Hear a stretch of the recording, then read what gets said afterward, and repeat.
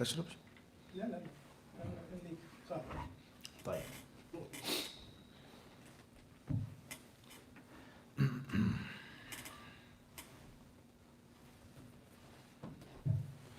بسم الله الرحمن الرحيم. الحمد لله والصلاة والسلام على رسول الله وعلى آله وصحبه أجمعين.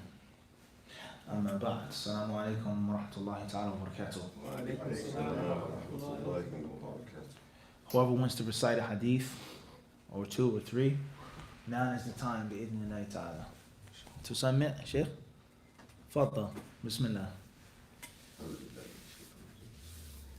حديث الأول عن عمر رضي الله عنه قال سمعت رسول الله صلى الله عليه وسلم يقول إنما الأعمال بالنية وإنما لكل امرئ ما نوى فمن كانت هجرته إلى الله ورسوله فهجرته إلى الله ورسوله ومن كانت هجرته للدنيا يصيبها أو امرأة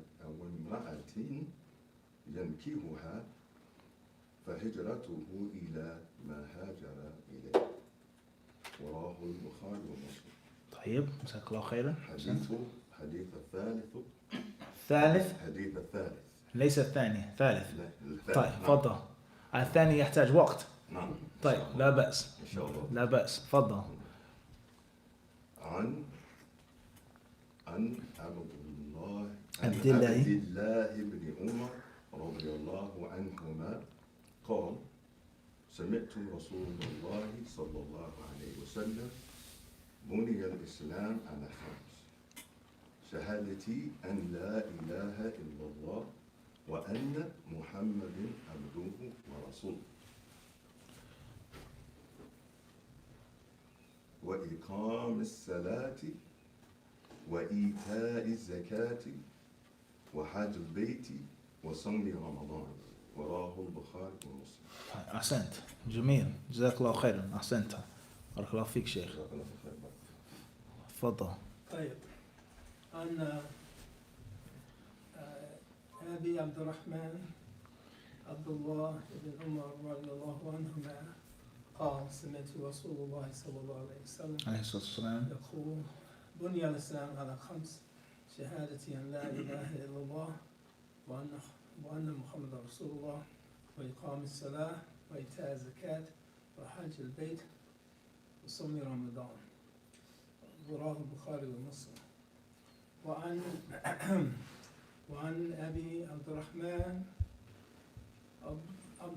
عبد الله بن مسعود رضي الله عنه قال حدثنا رسول الله صلى الله عليه وسلم وهو الصادق المصدوق إن أحدكم يجمع خلقه في بطن أمه 40 نطفة ثم يكون علقة مثل ذلك ثم يكون مضغة مثل ذلك ثم يرسل إليه الملك وينفخ فيه روح ويؤمر ب4 كلمات: بكتب رزقه وأجله وعمله وشقي أو سعيد. فوالله الذي لا إله غيره إن أحدكم ليعمل بعمل أهل الجنة حتى ما يكون بينه وبينها إلا ذراع فيسبق عليه الكتاب فيعمل بعمل أهل النار فيدخلها، وإن أحدكم ليعمل بعمل أهل النار حتى ما يكون بينه وبينها إلا ذراع فيسبق عليه الكتاب فيعمل بعمل أهل الجنة فيدخلها. رواه البخاري ومسلم.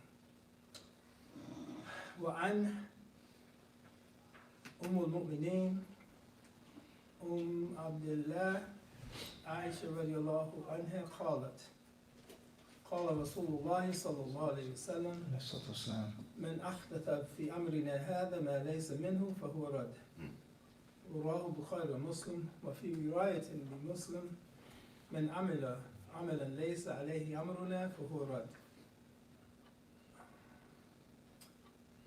هذا 5 صح؟ أوكي. طيب،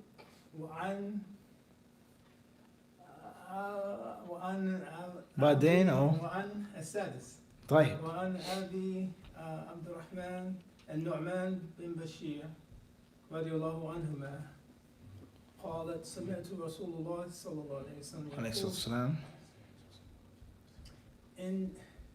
إن الحلال بين وإن الحرام بين وبينهما أمور مشتبهات لا يعلمهن كثير من الناس فمن اتقى الشبهات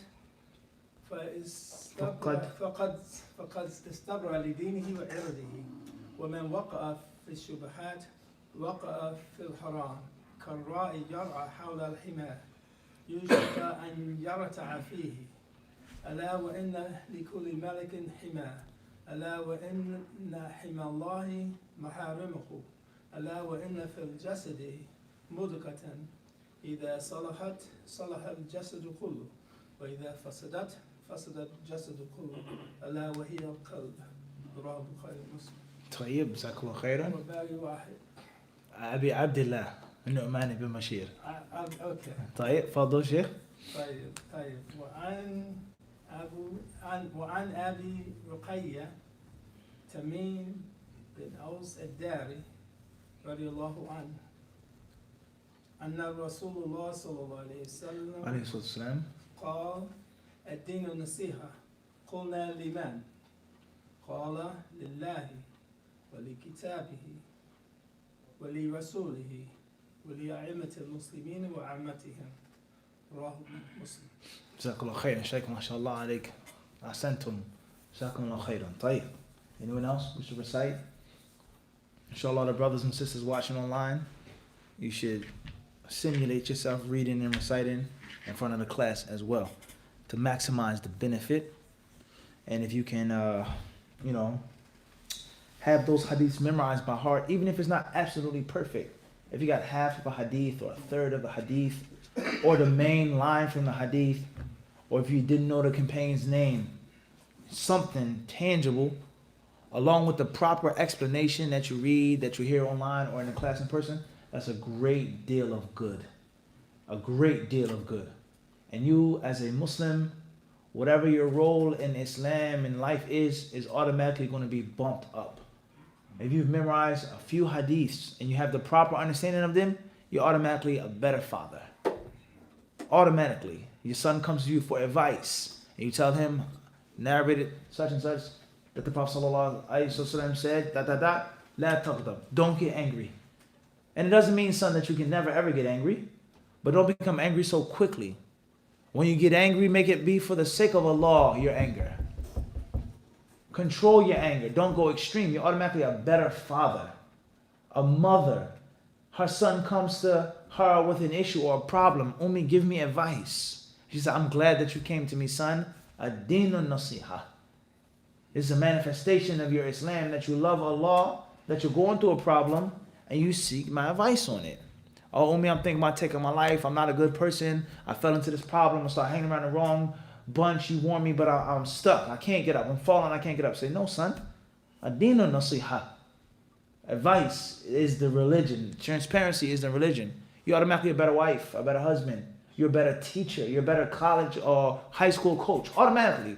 Just by you see two people fighting and you know how to stop it. Wait, guys, you can't do this. We can do whatever you want to do. So, the Prophet ﷺ said, such and such, the blood of the Muslim is sacred, except for one of the three reasons. Okay, so don't underestimate these basic texts, which are only basic because of the size, but the message and the content is beyond great. It's beyond large. So having the ability to memorize a few hadiths, a piece of a hadith, a snippet of the hadith, and you have the proper explanation too, you automatically become a better person. You automatically become a means of light in the darkness in which you live. And there's always darkness no matter where you are. Your problems in the ghetto, the hood, your problems in the suburbs, the problems that black people face, problems that white people face, problems that Muslims who come from other countries and migrate to the United States, they face. Problems of those who are indigenous to the United States, they face these problems. So ask yourself, are you part of the problem or are you part of the solution? What are you doing to change, to make a difference in the problems in your neighborhood? the problems in your household, the problems in your family. You have to ask yourself the question. And it's easy to say, oh, the people are messed up, our people are messed up, these people are messed up. But what difference are you making? So you knowing the sunnah at a basic level, having the ability to quote it at a basic level, having the ability to give advice on a basic level, that's you're now a positive community member. You're now a beacon of light among all of the darkness that surrounds you. So it's very important for us to understand this, and Allah surely knows best. Tonight's hadith, al-hadith al-thamin, is the 8th hadith now. طيب. Says here the heading of this hadith in Al-Wafi, Sharh al-Arba'in, Hurmatul Muslim. عن ابن عمر رضي الله عنهما أن رسول الله صلى الله عليه وسلم قال أمرت أن أقاتل الناس حتى يشهدوا أن لا إله إلا الله وأن محمدا رسول الله ويقيموا الصلاة ويؤتوا الزكاة فإذا فعلوا ذلك عصموا مني دماءهم وأموالهم إلا بحق الإسلام وحسابهم على الله تعالى رواه البخاري ومسلم. Ibn Umar radiallahu anhu narrated the Messenger of Allah sallallahu alaihi wasallam saying, Umirtu an uqatila an-nas. I have been commanded to fight the people. I've been ordered to fight the people. Hatta yashhadu an la ilaha illallah wa anna Muhammadan Rasulullah. Until they bear witness and testify and proclaim La ilaha illallah Muhammad Rasulullah. وَيُقِيمُ الصَّلَاةِ, and establish regular prayers. وَيُؤْتُ الزَّكَاةِ, and give zakat, pay zakat. فَإِذَا فَعَلُوا ذَلِكَ عَصَمُوا مِنِّي دِمَاءَهُمْ وَأَمْوَالَهُمْ إِلَّا بِحَقِّ الْإِسْلَامِ. So whenever the people do that, they do such, عَصَمُوا مِنِّي, they now have a guarantee and they have protection with regards to their blood, with regards to their wealth, never to be violated. Illa bihaqid Islam, unless they violate another ruling of Islam. Unless they break another rule, go against another injunction from the Quran and the Sunnah, which necessitates their blood to be shed and spilt. And if that's not the case, then no one can ever shed or spill their blood. وَحِسَابُهُمْ عَلَى اللَّهِ تَعَالَى, and their real reckoning is with Allah. We only reckon and judge and rule, reward and punish based off of what's apparent. But the real, who's telling the truth, who's honest, who did steal it or didn't steal it, is with Allah. Only Allah truly knows who deserves to be punished, if a person has an excuse, etc. Their reckoning is with Allah subhanahu wa ta'ala. And this hadith, Nawawi rahimahullah says, Rawah al-Bukhari wa Muslim. It's collected by Imam al-Bukhari and collected by Imam Muslim. The chapter heading that they give this hadith, they say, Hurmatul Muslim. The sanctity, the sacredness of the Muslim. As if they're saying that the main lesson from this hadith is not about establishing prayer. Because obviously we took that in detail. Such as the hadith of Jibreel. And hadith of Ibn Umar as well. Okay? Giving zakat, fasting Ramadan, Hajj. And all of these things which are repeated for a reason and a wisdom. But the main lesson that they say is taken from this hadith is that the Muslim's wealth, his honor, his blood, his well-being is considered to be sacred in Islam. Never ever to be violated unless there's clear-cut, concrete proof and evidence from Allah and His Messenger that this Muslim has violated the laws and his blood is allowed to be spilt, his wealth is usurped, his honor is defamed and attacked. Clear-cut, concrete evidence. Listen to these words carefully now. Clear-cut and concrete dalil from Kitab and Sunnah that is now lawful for us to call this Muslim a bad name. Clear-cut, concrete evidence from Quran and Sunnah is that it's lawful for us to seize the wealth of this Muslim. You have to pay. You have to pay the courts. Your house, your property is no longer yours. Clear-cut, concrete evidence that this Muslim faces capital punishment. Or this Muslim faces his back being flogged. Or his hand being cut off. Or whatever the punishment may be. Based off of Quran and Sunnah, which is, listen carefully, clear, cut, and concrete. And that's because of the asl. The default rule is that a Muslim is sacred. Everything about him is sacred. And that sacredness is never ever to be reversed unless there is yaqeen, certainty. And this is a very extremely important, applicable principle in your daily life. The person came into Islam, we know that for sure, bi'idhnillah, they were Muslim based off what we see and know. And we don't believe or deem otherwise until we have clear evidence for that. This is doubtful, maybe, mumkin, he was here, maybe. But we don't know that for sure. Everyone understand this? And it's applicable to so many other aspects and spheres of the Islamic legal system. طيب.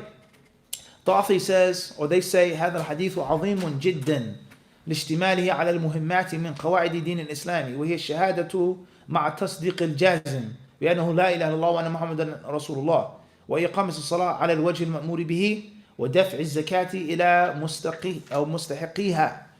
Talks about why this hadith is so important. Why it is so important.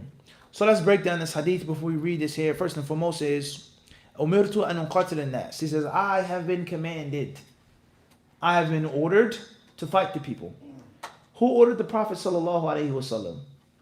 Why doesn't the Prophet sallallahu alaihi wasallam say, أمرني الله أن أقاتل الناس? Allah has commanded me to fight the people. أمرني ربي. My Lord has ordered me to fight the people. Why does he say umirtu? I have been ordered. This is a very important principle of the eloquence of the Quran and of the Arabic language, and something that you study when you learn a higher level of nahu, of grammar. And that is the fa'il, the doer, not being mentioned. The doer not being mentioned. Keeping simple without translating the technical word for word terms. The doer not being mentioned.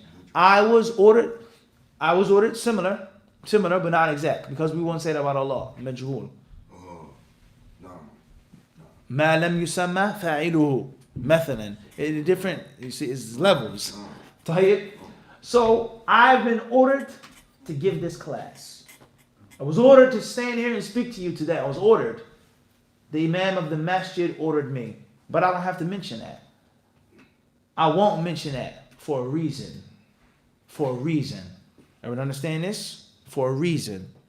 I was ordered to leave this class and not teach it. I was prevented from teaching my class tonight.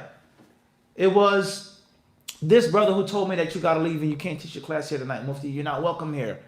I don't want to mention his name. I don't have to mention his name for a reason, a wisdom.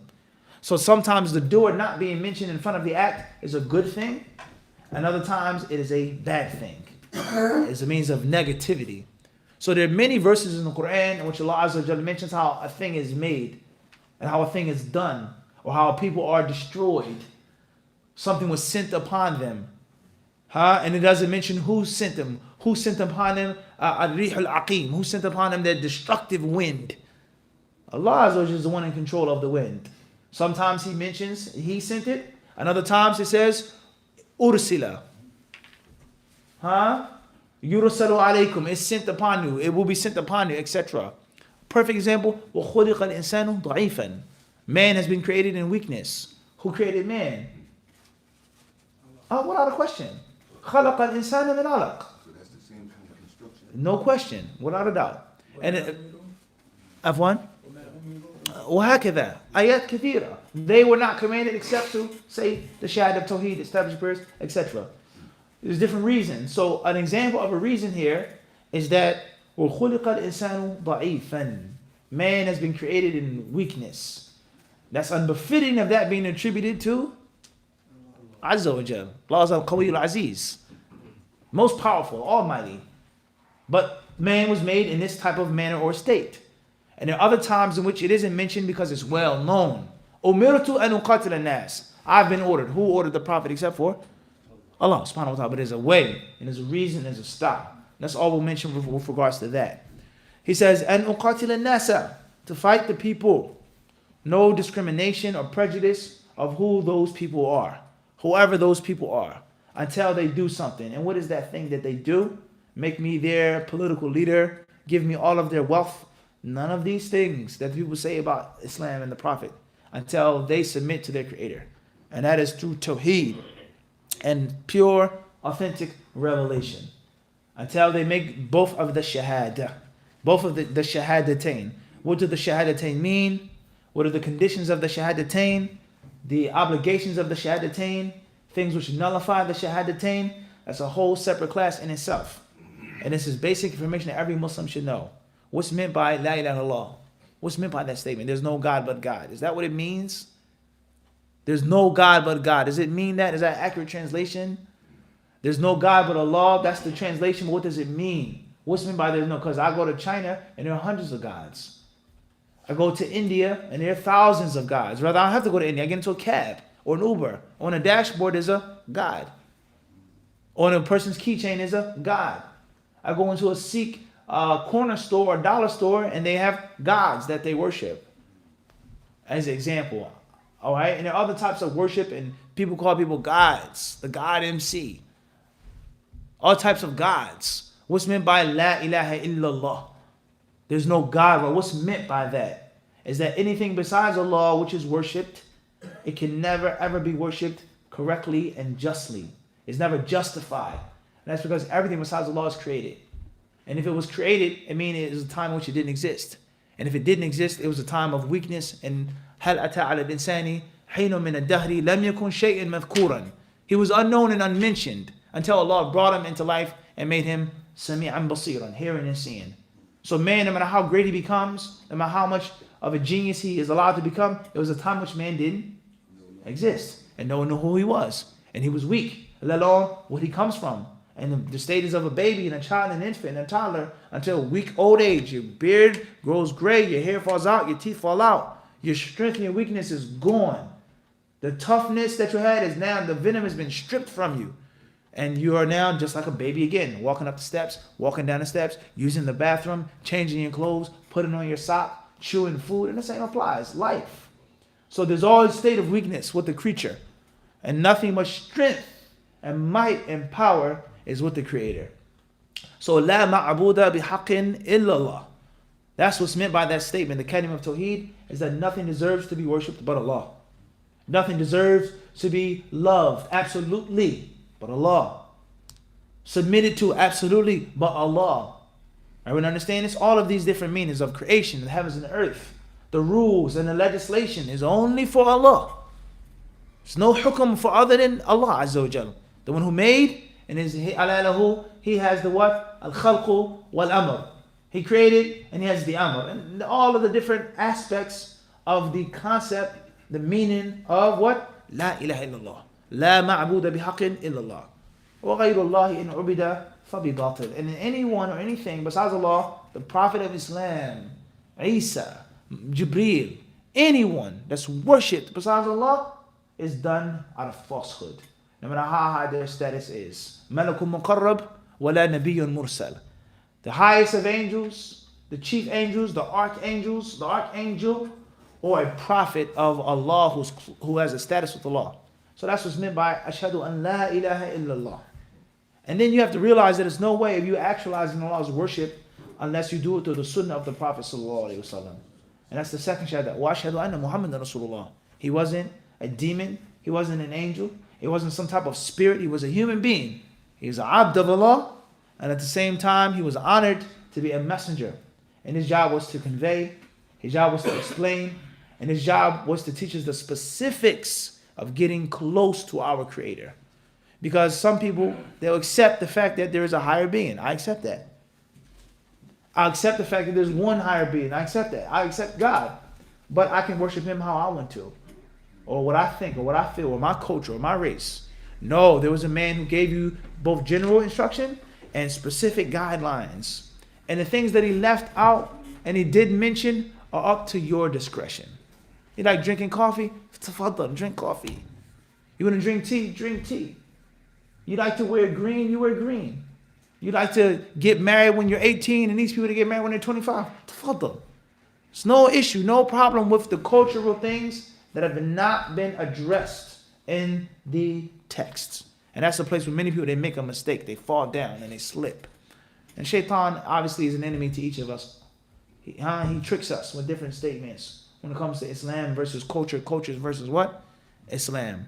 There are those who say that culture comes before Islam, unfortunately. And then there are those who don't say it with their tongues, but they say it with their actions. No doubt about that. They say it with their actions that the culture is more important than the teachings of Islam. And then there are those who say, or those who won't perform religious duties because they say that's of another culture. I'm not from that culture. I'm not doing this. I'm not going here. I'm not saying that. That's not my culture. Maybe. And there are other people who may say other things aren't religious duties, but they say because it's not my culture, such as clothes. You'll find people that say, well, I'm not wearing that. I'm not wearing a dress. I'm not wearing a thobe. Arabs wear that. Arabs wear that. I'm not an Arab. I'm American. I'm not an Arab. Okay, tell you, no problem. Or the Arabs are racist. They're prejudiced. They don't like black people. They're superstitious against black people. No doubt. But the clothes you have on right now, the clothes of who? What is their position towards black people? This is a real question, honestly. Or let's take it to a higher level now. Those who say, well, I want to be Afrocentric and I want to be connected to my roots. That's fine. Do you agree and do you accept the fact that it was impossible for a few people to come and enslave a whole nation, a whole country, millions of slaves, take them across the Atlantic Ocean without any internal help? Do you believe in that? Or you think they just came in and killed everyone and shot everyone and take the slaves? Of course not. It's a historical fact. There were slaves that were sold, slaves that were captured by Africans themselves. So some Africans were evil. Some Africans were traitors. Some Africans were monastics, whatever you want to call them. And there were some white people who manumitted slaves and freed them and abolished it and believed that it was wrong and it was abomination in the United States. And if you read the actual books of history, and the truth is to be said, no matter who likes it, the truth is the truth. The truth is never ever watered down. If you look at the people that were in the forefront of the abolition of slavery, it's white people.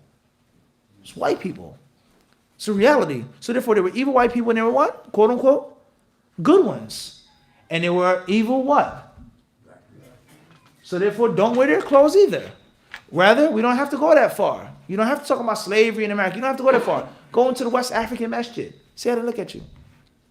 See the respect that they give you. Learn their language and hear the words that they call you. And how they look at you being a black American person. You'll be shocked some of the things that some people will say about you. Or how they look at you. How they look at you in a derogatory way. Ask for one of their daughters. See what reply you get. See what reply you get. And see the prejudice and the racism from people that come from West Africa. It's a reality. So therefore, I can't wear Arab clothes. That's done. I can't wear European clothes. That's what? That's done. Can't wear West African clothes. That's what? That's done. So let me just walk around naked then. This is a serious issue. And you have to realize the unique state. When I hear to talk about history, but this is a reality, that if you're a black American in the United States, no matter what, on one level or another, something that you eat, how you dress, is coming from another culture. You have to accept the reality. This food comes from another culture. This dress comes from what? Another culture. And that's because you, for whatever reason, you've been cut off and severed from your supposed original culture. So just accept the reality and do what you feel is best for you to do with regards to your deen and your dunya. As far as mixing and jumbling facts and information, taking some of history, rejecting other parts of history, only accepting the good stuff from the black people and rejecting the bad, evil stuff, only looking at the bad stuff that the white people did and not accepting, that's not going to work. That's feeble, and that's not going to stand. It's not going to exist from generation to generation. It's not going to work. So you have to be realistic of the games and the tricks of shaitan. And of those games and tricks that he uses against the children of Adam is ignorance. And making them fond of ignorance. And making them, when they do read and study, to be selective of what they want to read and study. History, if you read it, is bitter. And history is harsh. History has never been sweet and peachy. There were wars, there were murders, there were atrocities made by different people. You can't just take one part of history and do what? Neglect the other parts of history. That's the point that we're trying to get to. Everyone understand this? You can't do that. And if you broad brush everyone for a crime that was done, that's fine. But now you have to do the what? Same as well. So beware of the plot of shaitan. Beware of his schemes of getting you to fall into misguidance by thinking that it's okay, or using a percentage of truth versus a larger and higher percentage of falsehood. Khairan inshallah. So that's with regards to Washhadu anna Muhammadan Rasulullah, is that there's no way of getting to Allah except through Muhammad's sunnah. Period. Whatever that sunnah is. If the sunnah forces me to wear a thobe, then that's what I'm going to wear. And if it doesn't, and it's not mandatory to wear a thobe, wear pants. La mushkila. It's no problem. You can't force no one and abuse someone to wear a thobe. it's permissible to wear pants. As long as those pants aren't tight, they're not beneath your ankles, they're not made out of pure silk, tafaddal. It's fine. But the rules that are clear, tight pants, pants that are beneath the ankles, pants that are made from pure silk, that is not culture. It's not culture. That is text from the authentic hadith of the Prophet ﷺ prohibiting you to dress like that. And you can't say, that's not my culture. Everyone understand this? And this applies to any other issue in Islam. Eating with the right hand versus the left hand. Eating with your fingers versus a fork. Is it obligatory to eat with the right hand? Is it obligatory to eat with your fingers, or you can't use a fork? If it is obligatory, then that's what you do, regardless of your culture. And if it's not obligatory, but it is a recommended act, then of course you should do that. And it's preferred. If you want to do it, do it. If you don't want to do it, no best. But your iman is not going to grow and flourish while you keep saying it's not obligatory. I don't have to. It's just cultural. It's just cultural. There lies no doubt a time will come in which the people, Allah knows best, they may say making prayers on time is cultural. Praying in the mosque is cultural. Hajj is cultural. Fasting is cultural. Hijab is cultural. Everything becomes cultural. And what remains of the religion? A strong, solid oak tree that was once there is now in a thin piece of timber. Under this guise of it's just cultural. And who made you the expert on culture?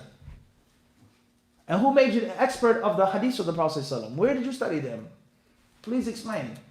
Where did you go to Damascus in Egypt or South Africa or West Africa? Where did you go and study the hadiths? And would you say this is accepted and that's not? Where did you study them? What made you an expert on the field? So it's extremely dangerous, and the Muslim can never ever achieve this hadith and achieve this safety and actualize this second part of the shahada until he submits to the Prophet ﷺ sunnah. And you can only submit to it through knowledge what's authentic versus that which isn't.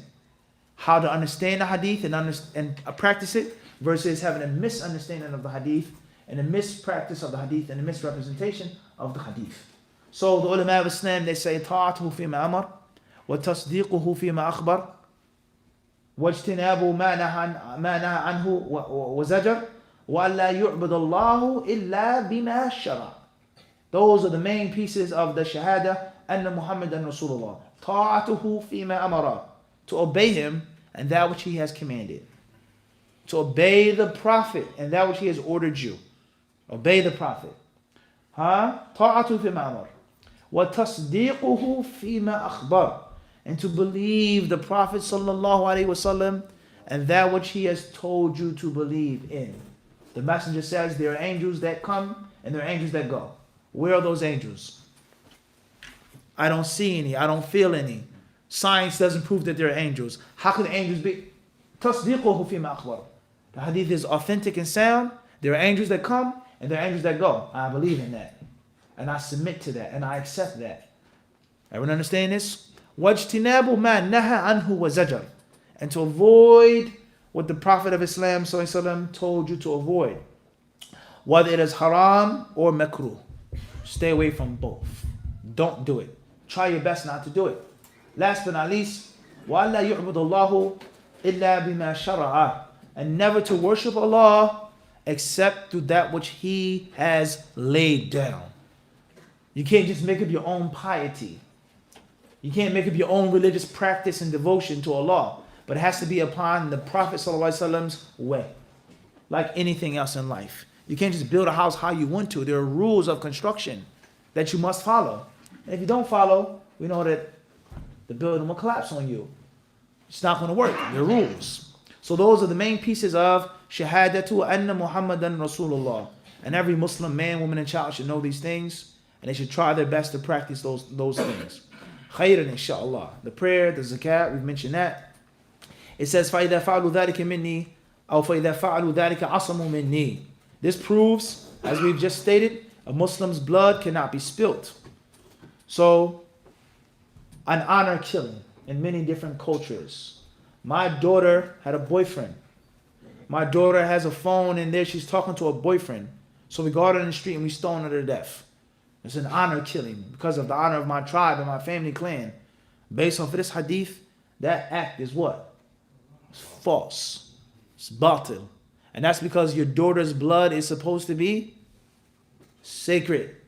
unless she violates one of these things. And the haqq of Islam is not your haqq of jealousy and anger and tribal honor. That's not the haqq of Islam. Your daughter having relations with him, different story. In an Islamic court system with the necessary proof and evidence and witnesses. I would understand this. Rather, if you look at honor killings and all of the harm that they've caused the Muslims in Islam, there may be some fathers who deserve to be stoned to death before the daughter. The father is supposed to be stoned to death, such as if the father doesn't make salat. Tariq salat, he who doesn't pray. The ulama differ on this person. Is he a Muslim or not? Is he a Muslim or not? And if he isn't a Muslim, he's left Islam. هل يقتل مرتدا أم حدا? Is he facing capital punishment because he's an apostate, or it's a had, a prescribed punishment? So in actuality, the father who's stoning the daughter is supposed to be what? He's supposed to get stoned. We're supposed to have an honor killing for you. Or the uncle who stones the niece. An uncle has a love relationship, an affair, in which he's practicing zina and making zina. And everyone in the tribe knows it. Everyone in the clan knows that he's cheating on Sister Halima. Aunt Halima. He's been cheating on her since I was a little yay high. Everyone knows he's been cheating on her. This is supposed to be an honor killing what? On you. Everyone understand this? And other crimes that people have committed and made. So oftentimes people, they leave off these things and they come with these different innovations and they violate the basic teachings of Islam. That the blood of the Muslim is sacred unless it's proven to be lawfully taken. Period. Khayran inshallah. Moving forward. He says, إِلَّا بِحَقِّ الْإِسْلَامِ وَحِسَابُهُمْ عَلَى اللَّهِ تَعَالَى. Most importantly, the people's hisab, their reckoning, is with Allah. You do not abuse. You not abuse people to force them into an opinion. You tell them what you've learned in a good way, and that's it. I read in a hadith, I heard in a class that I was taught that you can't put your hands in the pocket like that. I'm just telling you what I heard. Take your hands out your pocket. Get your hands out of your pocket. If you don't, you're this. Don't abuse the people. And that's because if you keep your hands in your pocket, even though I'm conveying to you the clear message, your reckoning is with who? Subhanahu wa ta'ala. This is paramount. Not to force people and to abuse people. And the same applies to other issues in life. And shaitan also causes confusion with regards to this hadith. And that is the difference between enjoining the good and forbidding the evil, giving advice, and enforcing the laws upon those whom you are in charge and responsible for. There's a difference. You can't say, well, I can't force my son to make prayer. That's not true. You can't force your son to believe in it. You can't force your son to be convinced. But it is your job to wake him up to make the salah, as long as he is in your household. I can't force my daughter to cover up. That's not true. You can't force her to be convinced in it. You can't force her to believe that she has to cover up like this. But if she's your daughter, it is your job to enforce the Islamic laws on her. Living in my household, you must wear hijab. But we shouldn't have to go that far. Rather, your child, your daughter, should love hijab. And that's because she started wearing hijab when she was 3. And her mother wears hijab. And when you got divorced from her mother, you got remarried, the stepmother wears hijab. And she sees that you have a beard. And she says that you're not ashamed and afraid to be known as a Muslim. She sees this and she's raised upon this. So when it comes to 10 years old, 11 years old, 12 years old, wearing hijab is what? No problem. I feel naked without my hijab. I don't feel right leaving the house without my hijab because that's how you raised her. But for argument's sake, if you didn't raise her like that, or they're being rebellious, you have to make ilzam. So there's a difference between enjoining the good and forbidding the evil, giving advice, and al-ilzam. Those who are under your Islamic guardianship. You're not allowed to say, hisabuhum ala Allah. Their reckoning is with Allah. That's after you've made and done your responsibilities towards them. Everyone understand this? Of Islamic discipline. Everyone understand this? It's extremely important not to mix things up and to confuse concepts. Enjoining the good and forbidding the evil is one thing. Giving personal advice is a different thing. Those who you are in charge of and you're Islamically responsible for is a third thing. You don't have to like it. You may not agree, but you can't do that in my household. I did my job. I tried my best to sing to Islamic school. I taught you the classes. You want to smoke weed? You want to drink? Okay, no problem. But if I catch you doing it, you'll be punished. That's your job. to enforce the rules. And oftentimes, enforcement and discipline is far more beneficial than conviction. We know that living in the United States. If it wasn't for the state trooper or the highway trooper, you would speed. You would change lanes. You would go higher speed. You wouldn't slow down. It clearly says HOV lane. You can't drive in this lane with only one passenger. Well, I'm going to do it anyway because there's no cops out here. But knowing that the cop is out there and he's going to come with his sirens and lock to the back of your car and pull you over and give you a huge fine and ticket, you obey the laws. You respect the laws, whether you believe in them, that they make sense or not. And that's what Uthman radiallahu anhu was quoted to have said, إِنَّ اللَّهَ لَا يَزَعُ بِالسُّلْطَانِ مَا لَا يَزَعُ بِالْقُرْآنِ. He says that indeed Allah will inhibit men from breaking the laws through the ruler more than with the Quran. Just think about that now. Quran says don't drink. Quran says don't abuse your wife. Quran says don't steal, don't fornicate, don't lie, don't cheat, don't abuse the wealth of the orphan. But people, they will do it. Not when they know that the ruler is there and he has a whip ready for your back. You're going to be flogged, humiliated, embarrassed. Everybody knows that you got beat in public. Everyone knows that your hand was cut off. Not in an accident, it was cut off because you're a thief. It stops and that inhibits men from violating the laws, just like the United States. And that's why they never ever call it law conviction, but they call it law enforcement. Enforcement of the law. It's not your job to determine the laws as a citizen. You can vote, go to your city council, but it's not your job to make the traffic laws. It's your job to obey. And the police officer, anyone who knows who ever been stopped in a traffic violation, they know that police officers are not trying to hear what you're trying to say. Oh, yeah, officer, how you doing, officer? Yeah, my wife, right, license and registration. Thank you. You stay in the car. I'll be right back. People that have excuses and have game, kalam, it's not important. You were doing 90 in the 65 zone. That's it, period. You're going to pay the fine. This is the points on your license. It's nothing to discuss. Well, I was in a rush and it's only 2 a.m. No one's on the road. It's nothing to discuss. And that's because his job is to do what? Enforce the laws. Not to convince the people that the laws make sense. Even though the laws in most cases make what? They make sense. It's hard to control your vehicle at that speed like that. It's raining. It's hard to make that turn without you slowing down. But that's not the point.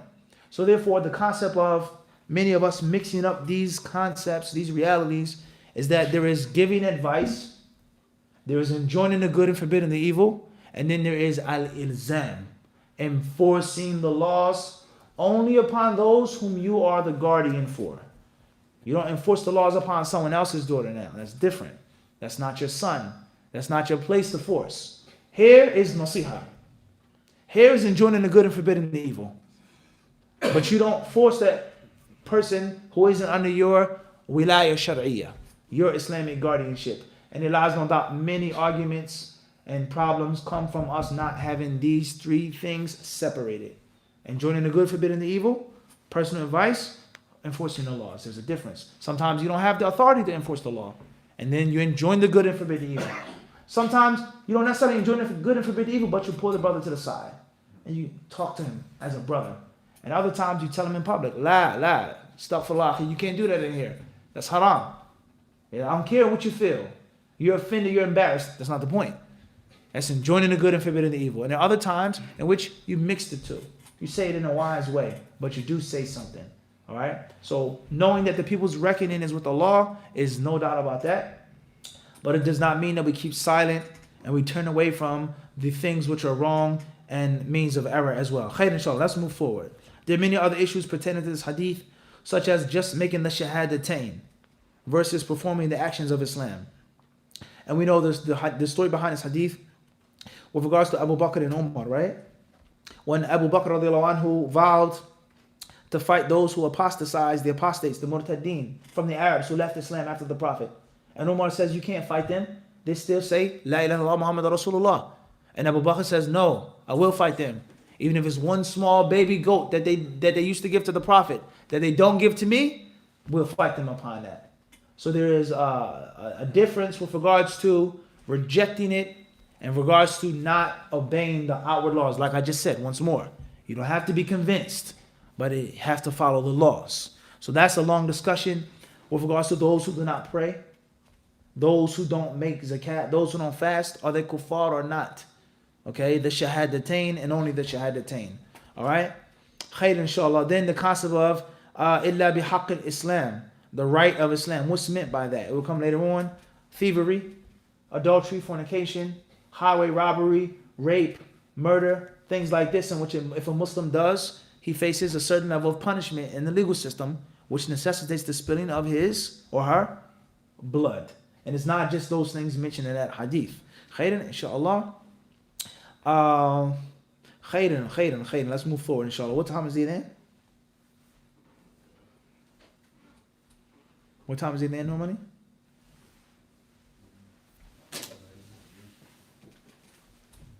Can be today. Khairan, inshallah. All right, we'll read the next hadith and perhaps stop there.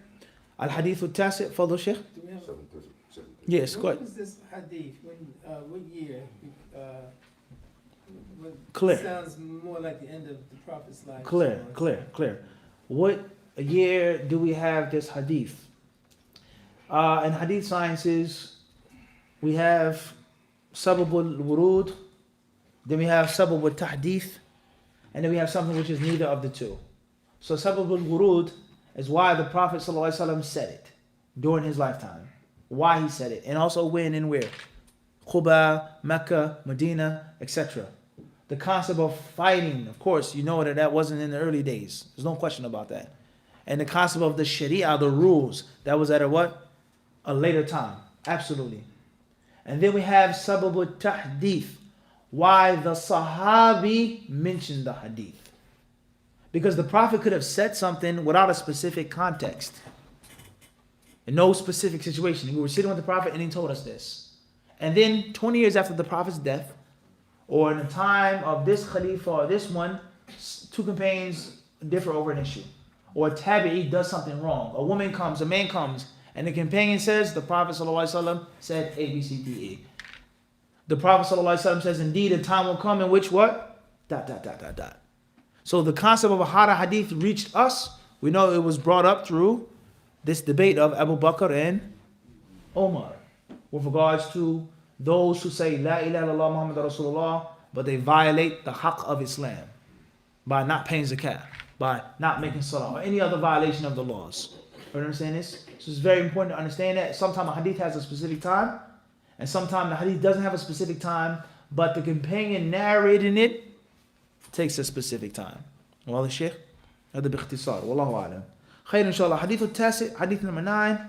الأخذ باليسير وترك التعسير. الطاعة وعدم التعنت سبيل النجاة. عن أبي هريرة عبد الرحمن بن صخر رضي الله عنه قال: سمعت رسول الله صلى الله عليه وسلم يقول: ما نهيتكم عنه فاجتنبوه وما أمرتكم به فأتوا منه ما استطعتم فإن أهلك الذين من قبلكم كثرة مسائلهم, and that's a mistake in the vowels, واختلاف كثرة أو يعني أين مفروض كثرة على اللغة المشهورة, واختلافهم على أنبيائهم رواه البخاري ومسلم. طيب, we'll take this hadith in the next class بإذن الله تعالى, the explanation of hadith number 9, which is under the chapter heading Al-Akhdhu bil-Yasir wa Tarku Ta'sir, taking that which is easy and leaving off that which is difficult. Taking that which is easy and abandoning that which is difficult and making things difficult. Obeying and not going extreme and asking and digging and searching is the way of success. Sabilun Najah. It's to take it as it is. Submit to it as it is and don't go extreme. Do not be a zealot in anything, asking too much. And this also, hopefully, will come in the next class. This is another proof for the concept of emptying your cup. They asked so many questions. They had so much differing and bickering. That's what destroyed them. Instead of slaughtering the heifer, as Moses told them. Slaughter the heifer. What color will it be? Will it be this type of cow? Will it be that? Slaughter the heifer. I understand? Enter the gates of Jerusalem. And there's so many other examples in which they were commanded. Go into the Red Sea. And subhanAllah, just look at the difference between the mother of Musa and the other people from Bani Israel. Musa was told to do something with regards to the river, the Nile, and the followers of Musa were told to do something with regards to the Red Sea. One woman who was distraught, traumatized, scared and afraid for her child, she immediately listened. And she threw her son in the second largest river in the world. And the followers of Musa were told to go, proceed to the coast, walk into the water. And they obviously were afraid of Pharaoh. Pharaoh's going to catch us. We can't swim. We can't go into the water. Obviously, we know what happened. The believers from among Bani Israel followed Musa. But the general point of how different one heart, which is made from the same flesh, could be. One woman versus an army of men. She immediately submitted to what Allah told her to do. Be mindful of this. Wallahu alam. Inshallah, we'll take a few questions before the adhan or after the adhan. Inshallah. Or you just want to wait till after? It came in about half an hour. So either or, it's whatever you guys want to do. It's optional. We'll continue. We'll call it that, then we'll continue. Okay, as you like, inshallah.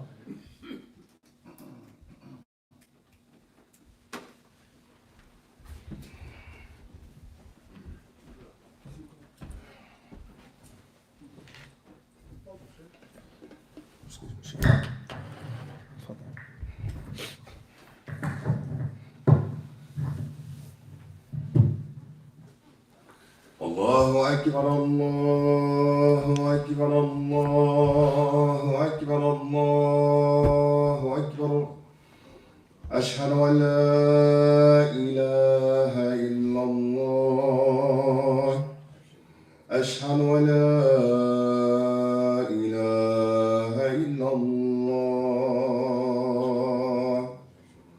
أشهد أن محمدا رسول الله أشهد أن محمدا رسول الله حي على الصلاة حي على الصلاة حي على الفلاح حي على الفلاح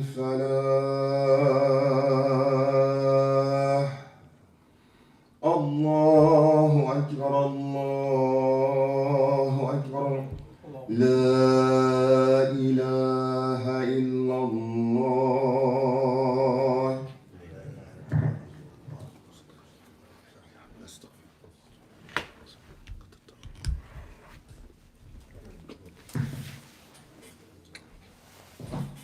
Type. Any brothers or sisters have questions here? Fadal. This is from a discussion that I had with a brother a couple of days ago. We were talking about Sadaqah Jari and its effect in the grave.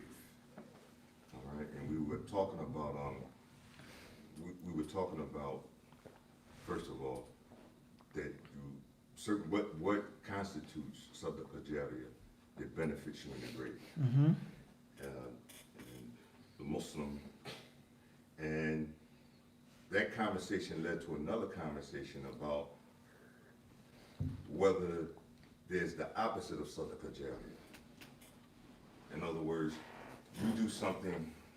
Well, the conversation was about some rap artists, all right, who were supposed to be Muslim, and some of the stuff that they left behind may influence someone towards violence, robbing, stabbing, misogyny, things of that nature. Crystal clear. And so we were talking about whether or not, what effect does that have with them? Do they carry that with them in the grave? Does it accrue? Crystal clear.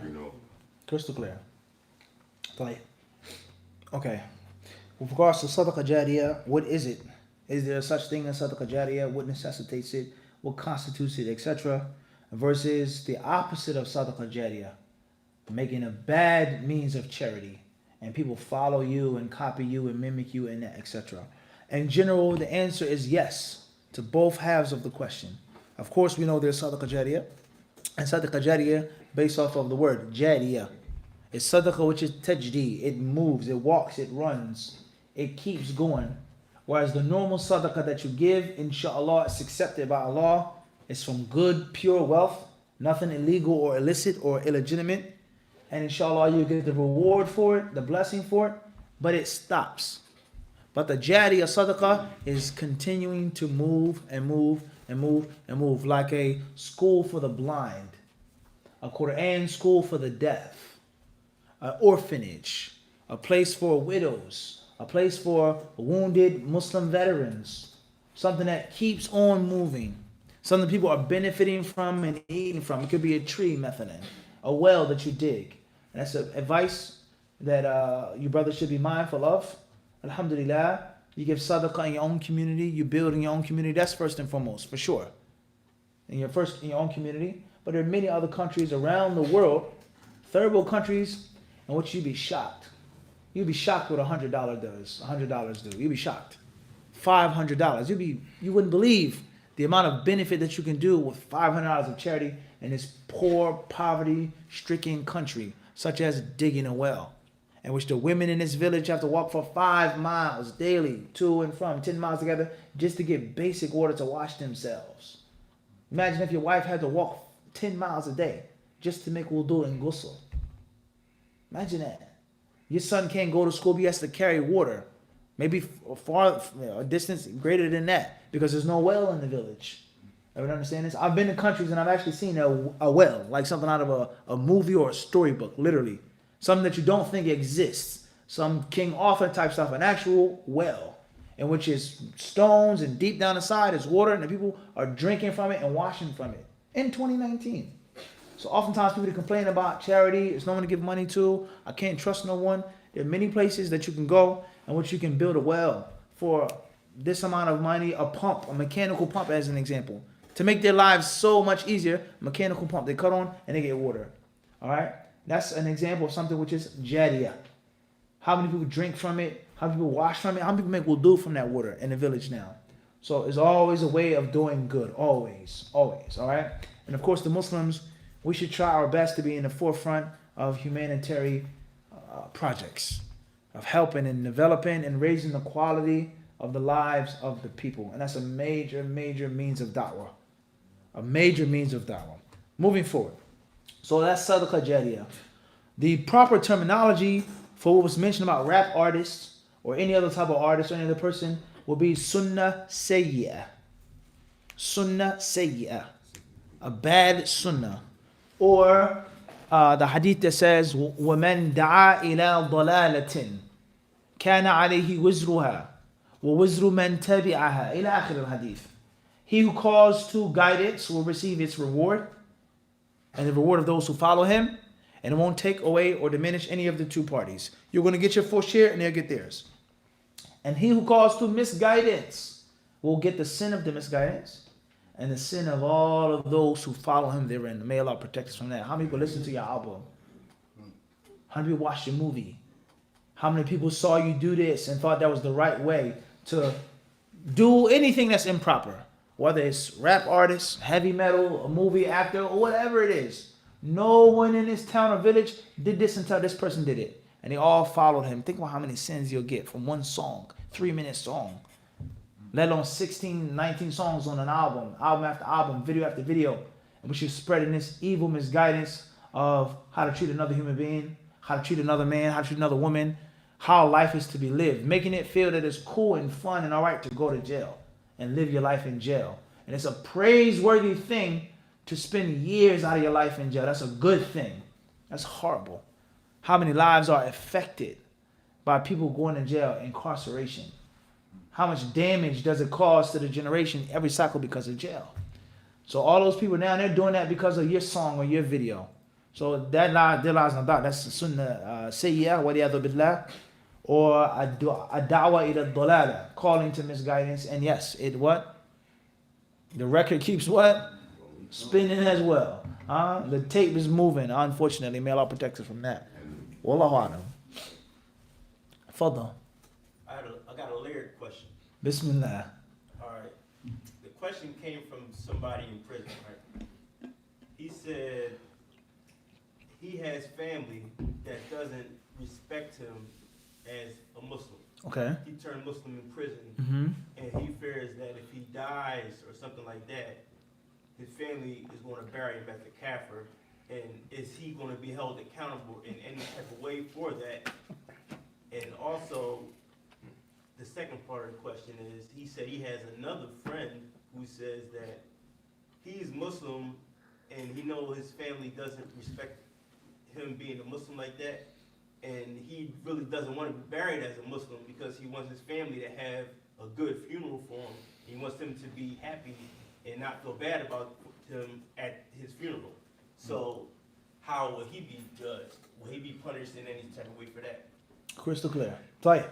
Question regarding a Muslim who's incarcerated and he has non-Muslim family members, or he's the only one who's a Muslim in his family, and he doesn't want to be in the control or the guardianship of his family with regards to his burial, whereas they'll bury him as a Christian, or any other batil religion. Okay? Is he responsible for that? Does he share any blame for that? Will he be punished? And then we have, subhanAllah, the exact opposite.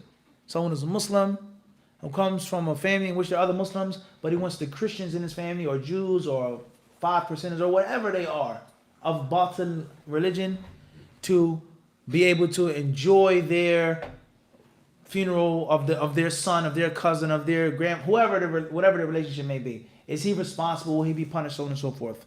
As far as question number one, or scenario number one, then no, inshallah, he won't be punished. He won't be punished. He won't be held responsible, with the condition that he does everything in his possible means to prevent that, through writing a will and through explicitly talking to his family members. I love you, mom, grandmom, granddad, whatever, but I'm a Muslim.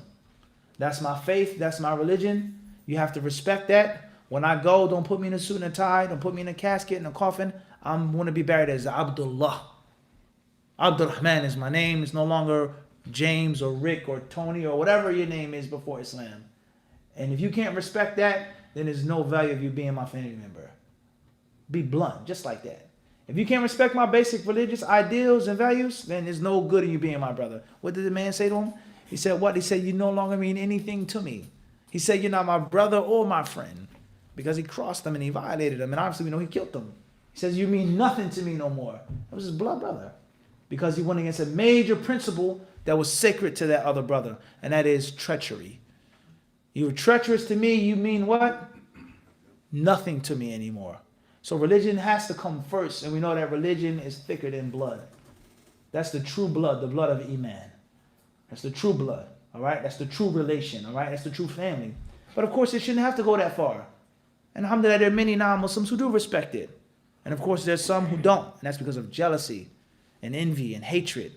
Okay? And it's my final revenge that I can take on you now. You humiliated me by coming home from jail as a Muslim. Humiliated me. All my Christian friends laughed at me. Look at your son. He was brainwashed in jail. He became a Muslim for protection. He's walking around trying to be an Arab. He's this and he's that. Now it's my turn to what? Take revenge. So you write your will.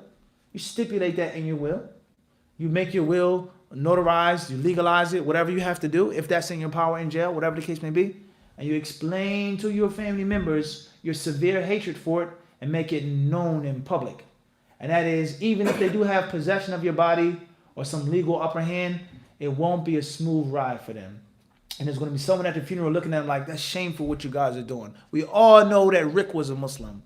Everybody knows he was a Muslim. He was a practicing Muslim. You put him in the church.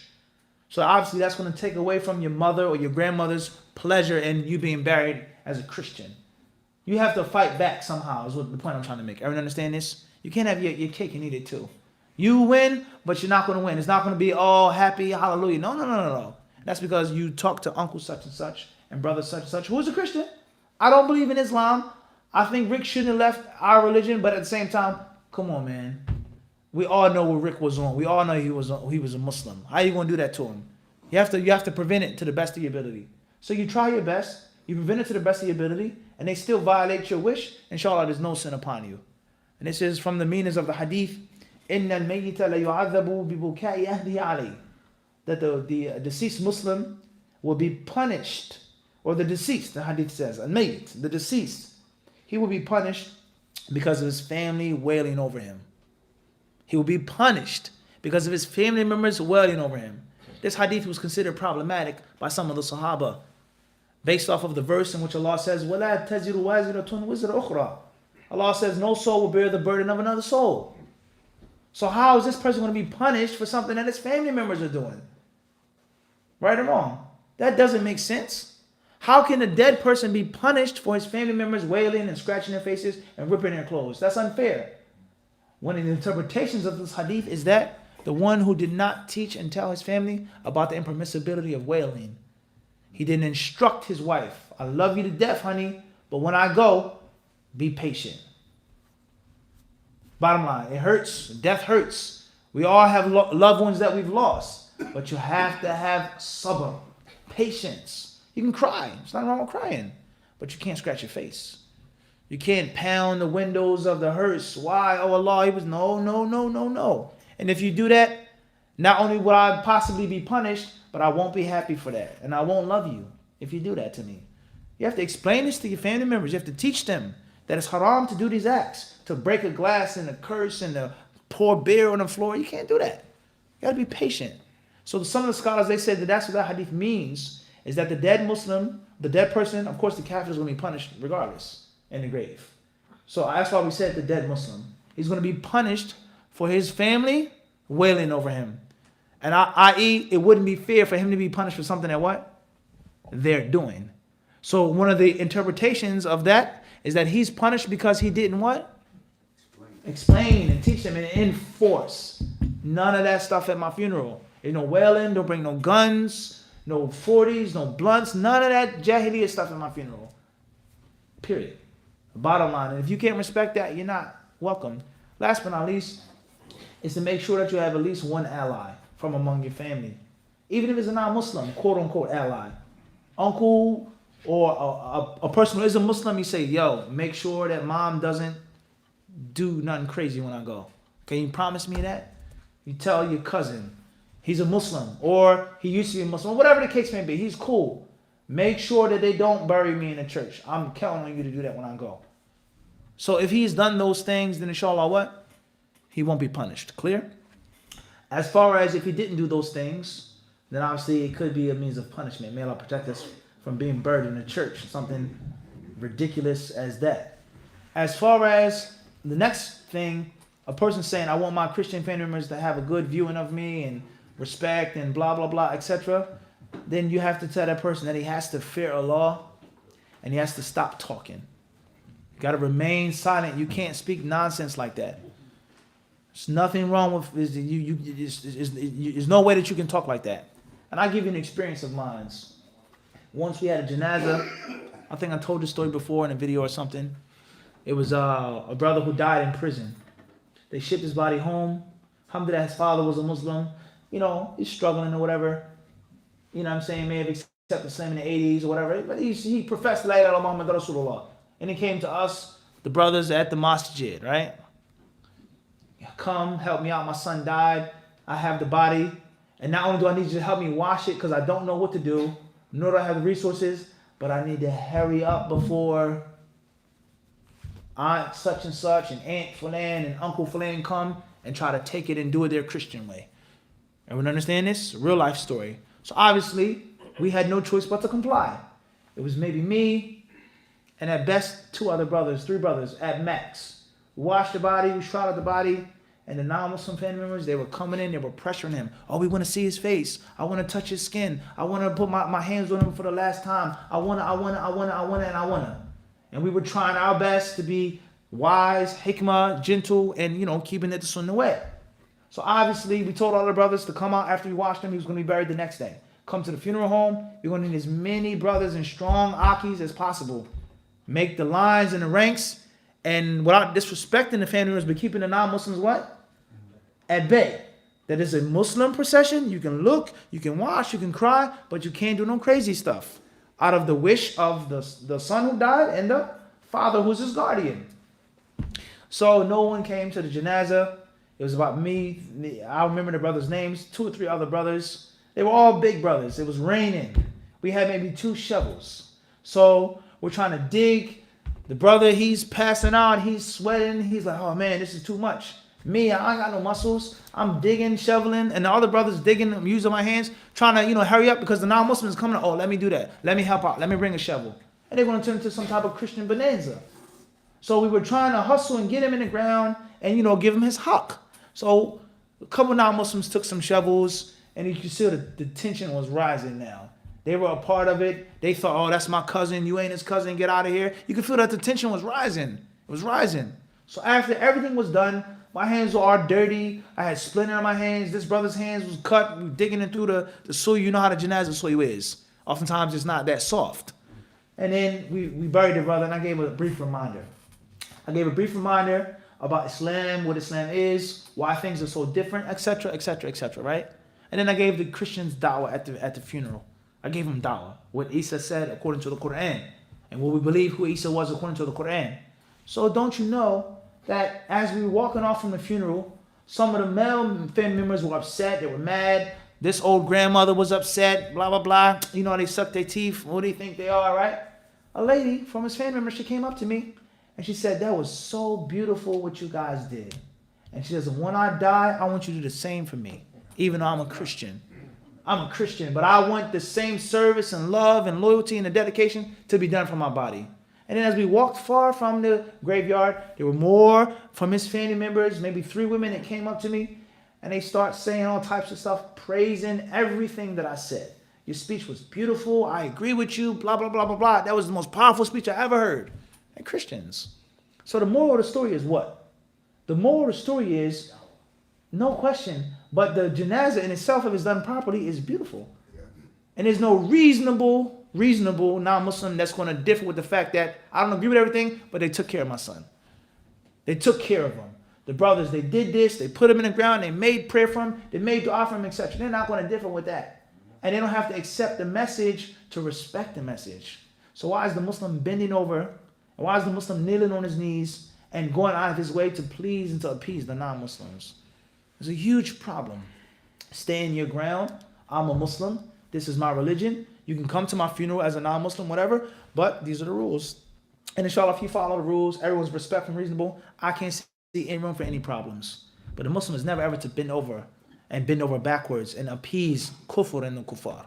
So if he does that, there lies no doubt he is under the threat of punishment. No question about that. And he may fall into several major sins. He may fall into a few major sins with regards to the procession of the body, cremating the body, and all types of things. Shirk and kufr. Jesus is the Son of God, so on and so forth. He may be responsible for that. So that's haram, and he can't do that, and he has to fear Allah and hold his ground.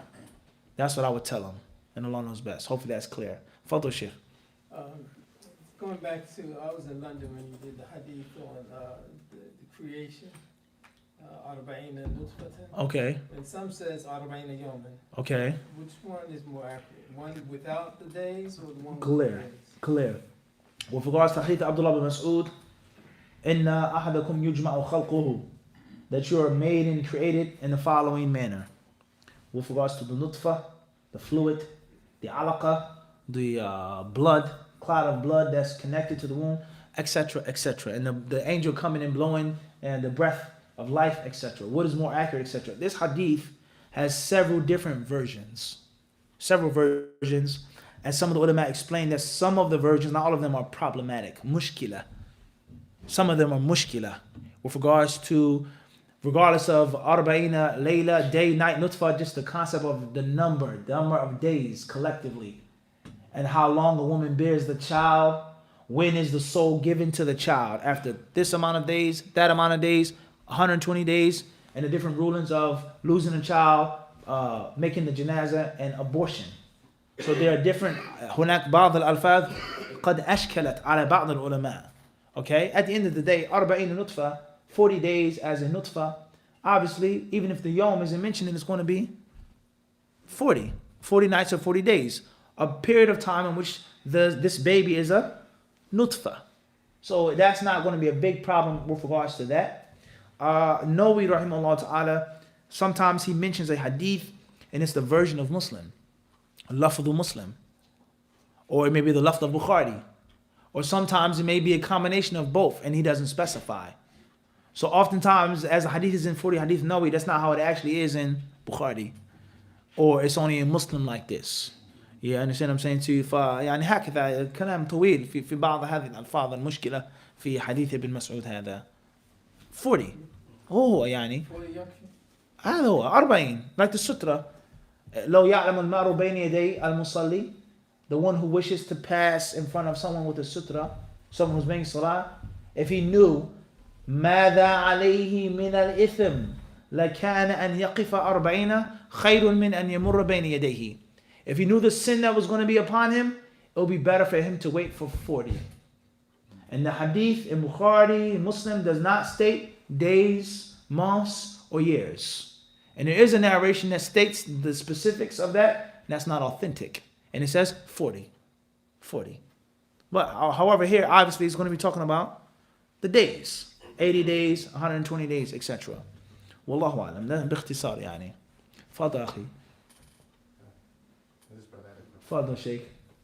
وعليكم السلام ورحمة الله. I had 1,000 questions, but at the end, I'm bringing up the date a little bit. There are 3 janazas, week before last. Each one of the brothers that transcended was younger than 21. Kind of hit me kind of hard. The last one, he was 14. I thought he was 14. But the next day, the uncle came and sat and talked with me. He said, no, he was 12. So I'm asking, how did he descend and stuff? And he went into it, he said, the Quattro. No, man, I've been talking about the Quattro since the 80s, if I'm correct or not. You say that's the toy of Shaitan. And that's what it was. He was 12 years old. He played that video game all day long. And he said when he finished, he took his shoelaces and hung himself. Almost time. That goes back to social media, and they got a game on social media, we all know. It's a game. And with the chat line, where the game is to commit suicide at the end. And his son got caught up into that. That was the first janazah. What else was in my mind was, the janazah years ago, about what you were talking about. It was an aunt, and he came here as an elder, and he wanted me to, what do you call it, speak on her behalf. Okay. Well, it started off rough, and the end of the story is you got to do what you got to do and be who you want to be. It was a name thing first, and I haven't been around my family for a while. So I was telling my Umi and my sister when they presented so they could remember who I am, Muhammad Abdul Salam Ibn, and I gave my father's name. Oh, they went off on me. No, don't do that, don't do that. Give everybody a chance to know that was my father. At the end of the day, what I wrote up, taking off what you did again, they wanted me to write up something on my aunt's behalf. So, I'm young, I ain't no scholar. I went to the Hadith and wrote something on death. At the end of the day, the preacher came to me and said, boy, where'd you get that from? That was a good, reminder. I said, it's not me, it's from my prophet, sallallahu alaihi wasallam, the prophet. So the moral that I got out of it is be who you are. You know what I mean? Whether it's Christian, Jew, or whatever, you got to hold on to the action. No doubt, Sheikh. I agree with you. Like we said, don't water down the truth. And oftentimes, when you stand your ground, your enemy or opponent may respect you, may salute you. And oftentimes when you do the opposite, you'll lose out on the opposite as well. You get married for deen, Allah may also give you beauty and handsomeness as well. You may get the best of both worlds because you made the sacrifice for the deen. And the same applies to having the strength as a Muslim. You say, oh man, we're going to get in trouble if you say this, and you say it, and what? The non-Muslims will respect you. And there are other stories that I won't give, in which I've done talks, and the non-Muslims applauded heavily. And a Muslim comes after and says, Akhi, I don't think you should have said it like that. Wallahi. A supposed learned person came up after, I don't think you should have said that. You shouldn't have quoted the hadith like that. And every single non-Muslim in there clapped and cheered and said, oh, that was beautiful. So, you may think something or fear something, and the other opposite will happen. As far as the death of the young Muslims and young people in general, games and social media, that's something that each and every one of us have been afflicted with on one level or another. You lost a brother, you lost a son, you lost a nephew, you lost a father, senseless violence. Allah musta'an. It's how did it start? When will it end? That's the big question. May Allah protect us and help us all. I mean, and that word, the Kawata, is that a Torah Shaitan? Was that the right pronunciation that what the brother gave to me? Kawata? Kawata. I'm unfamiliar with that. Anybody? I'm unfamiliar with it. Maybe it's like a distortion from something else. It could be. Yeah, I'm unfamiliar, Sheikh. But obviously, anything that's harming people is not going to be good, no matter what they call it. Gangs and games and this it's a problem. It's a really tough situation for our youth today. We got to realize that. May Allah help them and give them the strength to navigate. That's Fadal. good. Actually, my son had a question he wanted me to ask you. He asked me this yesterday. He said, he asked me, when we get to Jannah, will we be always happy?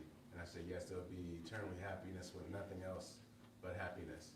He said, well, if that's the case, then why are we asked for a higher level in Jannah if when we enter Jannah, there'll be nothing but happiness? Tight. When we go to Jannah, where will there only be happiness? And if there is nothing but happiness, why are there higher levels, etc.? There are levels of happiness. Son, you graduated high school, I'm happy. You went into college, I'm happy. You graduated college, I'm what? Happy. You get a good job, I'm happy.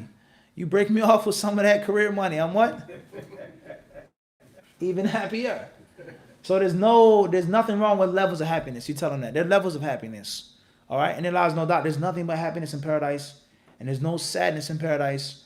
So much so that some scholars say that the hadith that states, Man sharib al-khamra, he who drinks alcohol or wine, and he dies without making tawbah, lam yashrabaha fil akhirah. He won't drink it in hereafter. Some scholars say that this hadith means that the drunkard will not go to paradise, period. And they say the reason why he won't go to paradise, even though he's not a kafir or an apostate, is because in paradise there's wine. There's wine in paradise. Several ayats prove that there's wine. لَذَّةً لِلشَّارِبِينَ. An enjoyment for those who wish to drink, the Quran says. لَذَّةً. They will enjoy the wine, rivers of wine. كَأْسًا دِهَاقًا. A full cup, spilling, full of wine. So for a person to go to Jannah and not drink wine, and this Muslim who was a drunkard, he knows that there is wine in thereafter, obviously he's going to cause him what? Sadness. If I'm invited to a banquet or a ball, and the butler is walking around with the finest champagne, and I go and say, oh, no, not for you. Here you go. Here you go, sir, madam. He's giving everyone, they're taking glass after glass of champagne, and I don't get none. That's going to cause me what? No question. I'm going to be sad, I'm going to be jealous, and I'm going to be upset. Why I can't get no champagne? So some of them, they say this is a proof that he won't go to paradise. I'm not here to talk about the hadith and what that means specifically. I'm only using it as a side evidence. And that is, in paradise, there's no what? Sadness or jealousy. Even to the extent of, if he drinks the wine and what? He has to be drinking it too. And if not, it's going to cause him sadness. So there's nothing but happiness in paradise. Tell your son that. And you tell him that there are levels of what? Happiness that you can tell them, like the example I've given you, or a video game. Winning the board is not like what? Beating the whole game, unlocking a new weapon. It's different type of happiness, different levels of happiness. Or you tell your son and say, listen, son, let's make a deal. If there's no happiness in paradise, or there is no point of going to the next level, next Eid, I'm not going to buy you a new video game. You're going to keep this game console for the next 10 years. See what he tells you then. Of course he's going to say, no, why? Why do you need a new game console? Don't you have one? Because it's what? هذا هو. And Allah knows best. Fadl Sheikh. Is there an assignment for next week? Yes. For next class. Yes, the assignment for next class would be for everyone to write a brief paper on the violations of the Sharia which necessitate and mandate one's blood, wealth, or honor being attacked. Bi-idhnillah. You'll thank me afterwards, inshallah. A brief paper, no longer than 1 page, on examples of things that you can do in Islam which causes your blood to be lawful, or wealth to be lawful, or honor to be lawful. And don't get it in one aspect now. You don't always, it could be like honor. It's permissible to attack a Muslim's honor in a courtroom. You bring a witness and I say this man is an evildoer, he's a liar, he's a fasiq, he's our neighbor. I know he doesn't do this, he doesn't do that. I've attacked his what? And it's permissible. Or it could be an issue of blood. Or it could be an issue of wealth. Your wealth has now been what? Seized from you. Even though it was your wealth. That's the assignment for next class. Don't worry, inshallah, the class, next week's class won't be here. So you have at least a week. And then after that, within that time, I think we have to travel out of the country. So you'll have at least a good 2 or 3 weeks, inshallah. Don't worry. Bismillah. Fadl, Sheikh. You meant, going back to that story, there's only a few of you. Now, if some of the non-Muslims wanted to help out with the shoveling, even though you tried to keep them away, is that any fault? Clear. Would if some of the non-Muslims help with the shoveling, would it be a fault? Yeah, I mean, not necessarily, but it can become out of order. One of them may go into the grave. There are rulings of who goes into the grave, who puts the body into the grave. One of the non-Muslims could fight a Muslim over the shovel, hurt the Muslim, hit the Muslim, come at me, swing at me with the shovel or the spade. It could have, snowballed into something. But as far as the legal ruling, yeah, if it's a need for a non-Muslim to help out on certain things, it's a necessity. Because sometimes, you don't know who's who, what's what. That's right. You don't know he's a Muslim. That's right, and that's right. They want to help out. That's right. And that's why the Muslims should be as strong and unified as possible. As strong and unified as possible. And the person who's speaking on behalf of the Muslims should be the wisest, smartest, most eloquent person to speak. To smooth the situation, explain the situation, your emotions. It's a time of loss for what? All of us. But we are honoring your cousin, what he asked us to do as the Muslims to handle this procession. But if it's a need, then that's one thing. And not necessarily say it's haram or would nullify the janazah. Wouldn't say that. Fadl, Sheikh. Well, I have a question, but I think I answered it in my head because I was thinking about it. I'm not sure. The 3 things that when you're in your grave you benefit from. One of them, the one that I'm thinking of is the dua, a child that makes dua for you. Right. So a lot of times, you think of somebody that passed, you want to make dua. Do you say Allah yarhamuhu? Is that it? Or is it something Rasulullah used to say, or is it some dua that Rasulullah used to say? Clear. For the dead, for the deceased? Because I always say to myself, wait a minute, what am I going to say? I always say Allah yarhamuhu or something like that. But I say, is this something that Rasulullah did? Clear. You should be doing it. Crystal clear. With regards to a child who makes dua for the deceased Muslim, whether it's your father, your mother, or anyone, is it something that the Prophet said and did, or is it something general, etc.? I would say the shortest point, or the shortest way between 2 points is a straight line. And that's a general rule, never ever to be forgotten. Is that whenever you wish to say something and supplicate, look towards the sunnah first. And use the specific dhikr that's been mentioned, that the Prophet either said himself, allowed, or commanded the companions to say. And many people, they make different du'as, this and that. The best thing to say is what's mentioned. Assalamu alaikum. That's mentioned in the Quran and Hadith. What's up? How you doing? What's going on? Peace. Yo. Assalamu alaikum. Then if you want to mention other things, etc. What dua to make in the sujood? You can make any dua you want as long as it's good. But the shortest point, or the shortest way between these 2 points is a what? Straight line. The Prophet said, Allahumma, etc. In this position, the Prophet says, Allah, you are this. So use the prophetic supplication. That's the general rule. And it can save you from a lot of confusion and made up du'as later on. But it doesn't mean that it's impermissible for you to say, Allah yarhamu. Or even in English, Allah have mercy on him. May Allah make it easier for them in the grave. May Allah bless this person in the grave. Not bad. But of course, the most thorough way, the most concise way is to use the prophetic supplication. And those are the supplications for the deceased at the time of the janazah, visiting the graves.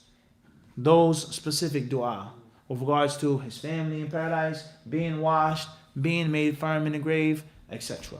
That's what I would say. Wallahu alam. Fadlan. Very lengthy question. I don't like to be lengthy, but I saw the opportunity because we have the Sheikh of Finance here, and we have you here. I was in a meeting this morning with some Yahoo, and they were talking about another project up here on 60th Street. They did a $13 million project 5 years ago. So then they're gonna do another project which is like $7 million. So he asked me about the land we purchased across the street, which is 4 properties. Okay. And he said to me, he said, why don't the Muslims have something where they could, he said, you said you guys got 100,000 in the bank. I said, yes, it's about 125,000. He said, well, why don't you just go borrow the rest of the money from, don't the Muslims have something like that? Like Some type of system. some system. He said, I know y'all don't practice interest, but isn't there something? Like, he was almost trying to figure it out for us. Clear. He was so right. Like So the jargon, the language, the semantics of if you borrow 10 camels today, give it back 10 years from now, the 10 camels are going to cost more, obviously. So I don't know, between you and Sheikh Akil, can you give some information on that? You know, is everything riba or is it? crystal clear. I got it. Tight. Question with regards to the importance of finances and economics in Al-Islam. And the importance of the Muslims. Jazakallah khairan. Thank you. The importance of the Muslims looking out for each other, supporting each other's projects. And unfortunately, the shame that we have to bear and face when some non-Muslims may understand certain principles better than we do. Or some non-Muslims may have, whatever the reason is, his personal reason, he may have more care and concern and compassion for some of the Muslims than some Muslims. That's unfortunate, but it is reality. It is a reality. So therefore, it's everything riba, borrowing camels, giving it, so on and so forth, etc. There lies no doubt that the unlawful things in Islam are the limited things. The haram things are limited. The impure things are limited. The haram foods are limited. Hurrimat alaykum. Allah says, made unlawful to you is al-mayta, wad-dam, etc. Made unlawful to you are your mothers. The haram things are limited. And the lawful things are never, ever limited in Islam. Ever. The Prophet ﷺ was asked, what should a pilgrim wear? What does the muhrim wear? The Messenger of Allah ﷺ did not answer the question like the man asked him. And this is a tremendous lesson for people who say, oh, you didn't answer the question. You're not answering the question. You're dodging around the question. You're beating around the bush. You don't understand. Is that there are different ways and styles of answering the question. And the one whose question does not have to answer it how you want it to be answered. If you have a little bit of knowledge and the one who's answering the question has more knowledge or experience or wisdom. The Prophet did not say the pilgrim should wear A, B, C, D, and E. He never said that. And that was the actual what? Question. What does the pilgrim wear? The Prophet ﷺ says, La yalbas. He can't wear this. He cannot wear that. He's not allowed to have this. He's not allowed to cover his head with a hood. He's not allowed to wear pants. He's not allowed. I.e. meaning, Everything else. wear whatever you like, as long as it doesn't fall into those violations. Marry any woman that you want to marry. Tall, short, light-skinned, dark-skinned, old, young, thin, heavy, rich, poor, as long as not your mother, sister, ... Period. Drink what you want to drink. You like apple juice, you like grape juice, you like water, you like seltzer water, you like club soda, you like this, you like kether, you like ginger ale, you like birch beer, you like tea, you like coffee, as long as it's not khamr. Eat whatever you want. You like to eat vegetables, you like to eat fish, you like to eat red meat, you like to eat poultry, you like to eat couscous, I like to eat rice. There's no prohibition of what you can eat. And the same applies to making money, and to hustling, and to saving, and to investing, and to building. The prohibition is always going to be what? Limited. And the permissible lawful things are always going to be what? Unlimited, without a cap. And this is extremely important to understand in the chapter of finances. Is that the haram stuff, as that Jewish man said, I know you guys don't deal with interest, so why in the world aren't you building this business, this council? There's no doubt about that. So there's so many different ways of investing money in Islam. There's so many different ways of a person donating money in Islam. There's so many different ways of making $1 turn to $1,000 in Islam that isn't interest, or alcohol, or pornography, or the flesh of swine, or weapons for this government or this army to kill Muslims. There's so many different ways of doing it, but I just don't know, nor do I care about knowing. Or I know, but I'm too lazy and lethargic to do it. Or it's risky, or why should I give you my money that I've earned? The attitude that we have. In actuality, if the money is used and abused, that's fine. You're still getting your reward. Inshallah, you're still getting your ajr. So for this non-Muslim person, Jew or other than Jew, for them to understand certain Islamic principles is sad and it's shameful, and there lies no doubt everything of finance and economics is not riba. That's incorrect to think that. And many people, they have that phobia. Number two, there are certain, and I quote, certain instances, not all, that pertain to actual riba and interest, etc., which it could be a necessity or a percentage or a fine that you have to pay and that you have to do to be legal in the system, in which Islamically it is permissible in certain instances. And there were certain ulama and imams who gave certain details with regards to when it's permissible to take riba versus giving it, or give it versus taking it. I'm not here to explain it in detail, but I'm trying to make a point is that there's detail, of course. So we have two major principles. Riba is a major sin, no doubt. فَأْذَنُوا بِحَرْبٍ مِّنَ اللَّهِ وَرَسُولِهِ. Look out for warfare from Allah and His Messenger. Clear. And there are other principles that Allah, مَا جَعَلَ عَلَيْكُمْ, He hasn't made any haraj, no hardship upon you. That the deen is yusr. So now we're stuck between these two principles. What's the key? The key is fiqh of Islam and of finances. And many people, they think that every transaction is riba, and that's not even the case. Even among the non-Muslim system. It's not, everything is not interest. There are penalties, there are fees, there are things that doesn't mean it's interest. And in Islam, everything that seems to be riba doesn't always mean it's what? Riba. Let alone the different permissible types of the sharikat, the sharaka, in which is we make money together, we invest money together. You understand? So whatever that may be called, all right, mudaraba, whatever it is, the different lawful ways of avoiding the what, the riba.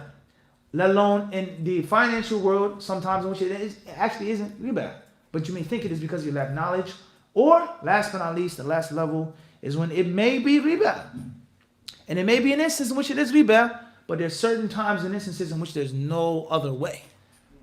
In certain times and instances, I quote. So therefore, the proper knowledge and the two worlds being married and merged together. The banker, the faqih, the Islamic jurist, they have to work what? Hand in what? Hand in hand. The last thing that I mentioned to you, Sheikh, story, it was a woman. She was one of the first women on Wall Street. She was one of the first black women on Wall Street. I'm not going to mention her name. She has tons of accolades. She has an office in Manhattan. So I had a friend of mine, an older brother, who invited me. She said, Sheikh, I need you to come with me one day and I want you to meet somebody. She's a non-Muslim lady. We talked. I said, sure, let's see. So we went there. He introduced me to her, vice versa. And he said that she has questions for you. She wants to ask you some fiqh questions. I'm like, sure. He said, and then she explained, she says, because I have many Muslim clients. I have Muslim clients from Kuwait, from Senegal, from this country, and they bring me $100,000, $2 million, such and such thousands of dollars, such and such $1 million. And they tell her, in 30 years, bring me something back. 10 years, I want this, at least that much back. Some of them give stipulations and others don't. So some of those wealthy, rich Muslims say, here, take the money, and I want to see such and such. Whatever you make, your charge, your percentage, I want to see, 3-4 times by that. Invest my money. And others, they come, say, listen, such and such, I can't do riba. I can't invest in khamr. I can't kada. And she said, I'm confused. Because certain times I don't know what to do, what is and what isn't lawful in their religion. And I want to respect their religion as clients. Look at the statement. As a professional person. Not conviction of religion. I know he's a Muslim. He's trying to follow the rules. I want to serve him better. Look, we take a lesson from this of professionalism. Let alone the fact that she said, I'm confused. Some Muslims drop millions of dollars. And they don't care where the money comes from. And others say they can't and it's cursed by God. I want to know, what am I doing correctly? And obviously the lady was a Christian. So the point is that me helping her out And of course, she also educated us and gave us advice with regards to your followers should be financially educated of the basics. Where does money come from? How is it produced? What is interest? What's meant by that? The average person doesn't know how to use a credit card properly. I'll guarantee that. Average person doesn't understand all of the technicalities of a credit card. Balance, what's paid, statement. People don't just use the card. And the next thing you know, you're what? Knee high in, whoa, where did it come from? Minimum payment due, and so on and so forth. So she was telling us about the importance of economic awareness and knowing the basics. And wallahi, that's our dawah. Every Muslim is supposed to know the basics of La ilaha illallah Muhammad Rasulullah. Every Muslim is supposed to know the basics of salah. I'm not a faqih. You can't say that. You have to know the basics of Hajj. Every Muslim is supposed to be able to fill out a basic pop quiz of Hajj. Tell me 5 things about Hajj. Every Muslim has to know that by heart. Every Muslim has to know when it's done and how it's done. Basic stuff. Not the Shafi'i, Maliki, Hanbali, An Abi Hurairah, this narration, but the basic stuff. So the Muslims, they have to work together. Those who have secular knowledge must serve those who have Islamic knowledge. Those who have Islamic knowledge must serve those who have the secular knowledge. Those who have a mixture of both, what? And we come together. And it's sad that a non-Muslim has to have a better understanding of that than us, or some of us. So the answer to the question is no, everything is not riba. And there are many permissible solutions and ways of making money and raising money. And there are also solutions to building and creating stuff with regards to how much money you have versus how much money you don't have. So there's the wisest thing that I can quote is there's more than one way to skin a cat. That's what the old timer said back in the day. Wallahi, this is one of the most profound statements. There's more than a way to skin a cat. It's a different way of doing this and finding this, but how smart are you? And how patient are you? And how willing are you to find that way? And Allah knows best. May Allah help the Muslims and protect them from economic or financial ignorance and from debt and from slavery of riba and all of the problems that come with the system. And may Allah allow the masjid in the center to be built and erected in His name and allow it to stand strong and allow the flag to be slapped by the wind for many years to come. Allahumma ameen. Sheikh Malik, Fadl. Brother wanted me to appeal because he asked both of them say something. So just to summarize what the Sheikh was saying, is that whole effort to establish something for the Muslims is very close. Alhamdulillah. And inshallah ta'ala, the basic structure, as everyone has known, is a credit union. But the credit union is not, we're not just talking about a credit union that people are accustomed to utilizing. We're talking about an institution that serves as a portal to access the existing Islamic financial services that are in place right now. So just very simply, there's the credit union where people are members of the credit union, they do their basic banking, they do their checking and savings and whatnot. But also it serves as the path for mortgages, for financing for businesses, for Islamic insurance, for institutions that are already set up. So people have asked, they've asked us for a few years, why is it taking y'all so long, brothers? Why? The same thing that you just mentioned, Sheikh, in terms of consulting with the scholars of Islamic finance, you know, those of us who have the professional banking experience, those who are actuaries, and everybody knows Brother Daoud, mathematician and whatnot. So we put this piece together, alhamdulillah. We're you know, the review of the plan that's going to the Department of Banking, inshallah ta'ala, is 95% complete. When I say 95% complete, we just want to make sure that, you know, these pieces are in place, the board is in place. Alhamdulillah, we raised the money for the application fee, because when we got the credit union the first time in '94, there was no application fee. Now the application fee is $10,000. A brother just stepped up, alhamdulillah, for the pleasure of Allah subhanahu wa ta'ala, and what he wanted to see for his family and for the Muslims, he put up the money for the application fee. Okay, so, but we're not doing, one of the lessons that we learned the last time around is that we're not doing a lot of talking to the community about what's going on, because that generated a lot of envy, a lot of distrust, a lot of doubt, people throwing sand in the mix. So we're just using a little bit more wisdom this time.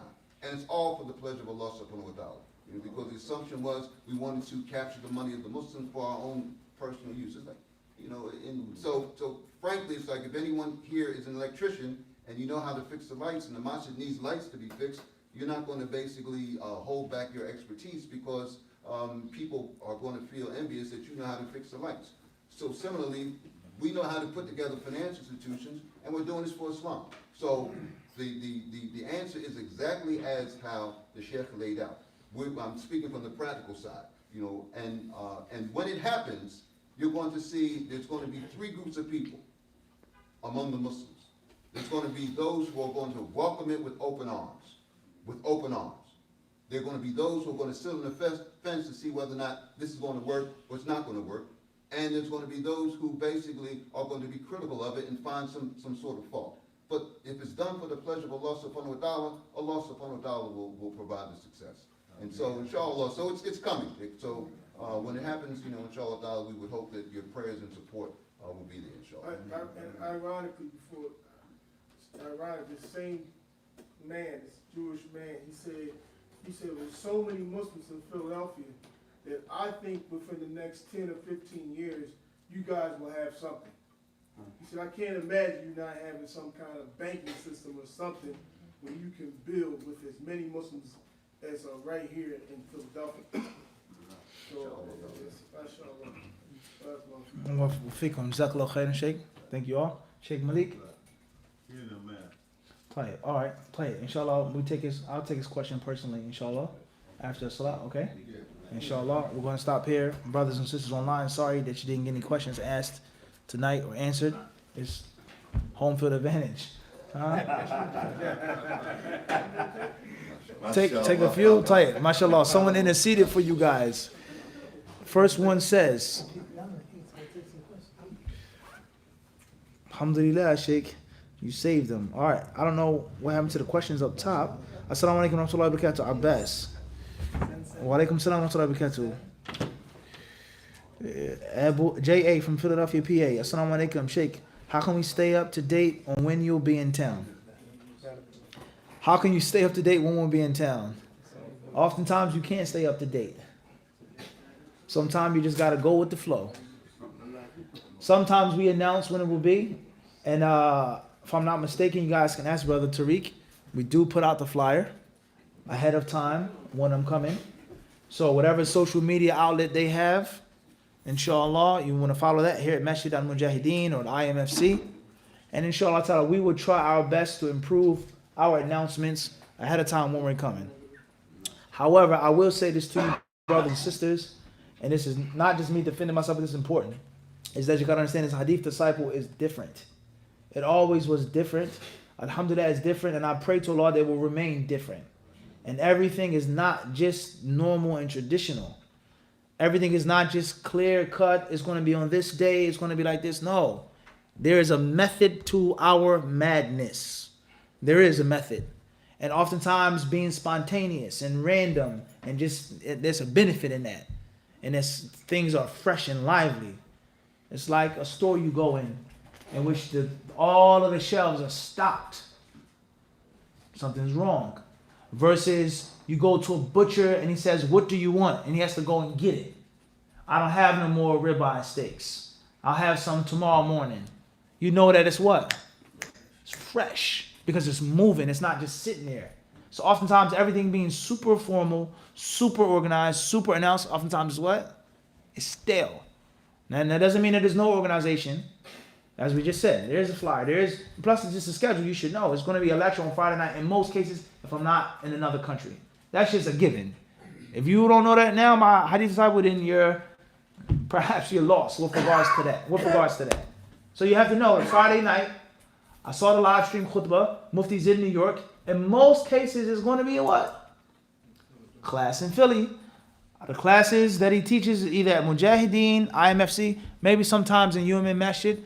That's it. Pretty much so. Everyone understand this? So you got to follow it. And everything is not going to be formal and like other, because we don't wish to do our stuff. We want our stuff to be what? Raw and fresh, exciting, spontaneous. There's a wisdom in that. All right? Bidnillahi ta'ala. Jazakallahu khairan. Next question says, MR from Manchester, UK. with regards to the hadith prohibiting forsaking a Muslim for 3+ days, does this mean you have to end the feud and talk before 3 days? If I fight with a brother, but I forgive him internally, but decide not to hang out with him anymore, am I sinful if I still say the salam or hello when I see him in the street? Bidnillahi ta'ala, giving your brother his salams, returning the salams. He invites you to his walima or aqiqah or his home. He asks you for advice. He's sick. You want to visit him. He dies, his procession, his basic rights. You're no longer allowed to refrain from performing them after the 3 days, regardless of who was right or wrong, as long as it was a personal issue. A personal issue. As far as if it was an Islamic issue, and the hajr, the boycotting is for Allah's sake, and I quote, Allah's sake. Not the sake of this person and that person or this petty thing, but the sake of Allah. You're sincere in that. Then that could be for longer than 3 days. But a personal beef, we had an argument, we had a discussion, nah man, get out of here. After 3 days, you can't say that. Salaam alaikum. Even if it hurts you a little bit. You gotta give salams. He says, come to my house, I'm having an invitation. You have no excuse, you gotta come. And then you have the hukuk, the rights of a what? Of a Muslim. So therefore, there is no internal forgiving. There's no internal forgiving. Rather, better, on the opposite, you may still have a grudge in your heart, but you must outwardly settle it. Even if you have to put on a fake smile and a hug, a dap that's not that tight. You, walaikum salam wa rahmatullah, alhamdulillah. And we both know, we feel the tension, but it has to be done.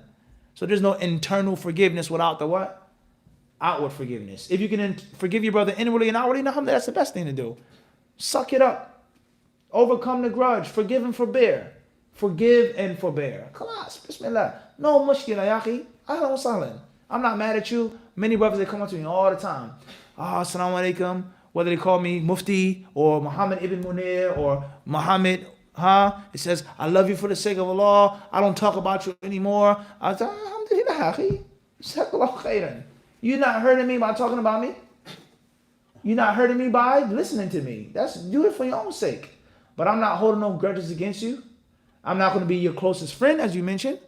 But I'm not going to, inshallah, hold the grudge of the basic Islamic rights. So, if you used to hang out with the brother before he did what he did, and now you no longer will hang out with him, in most cases it means you still have a what? You still have a grudge, and you really haven't forgiven him. But someone that was never my friend from the get-go, I don't have to make him my best of buddies after that. Wa alaikum assalam. How you doing, akhi? Alhamdulillah, good? Allah bless you. That's it. Basic Islamic rights. So there's a balance. And Allah surely knows best. Question says,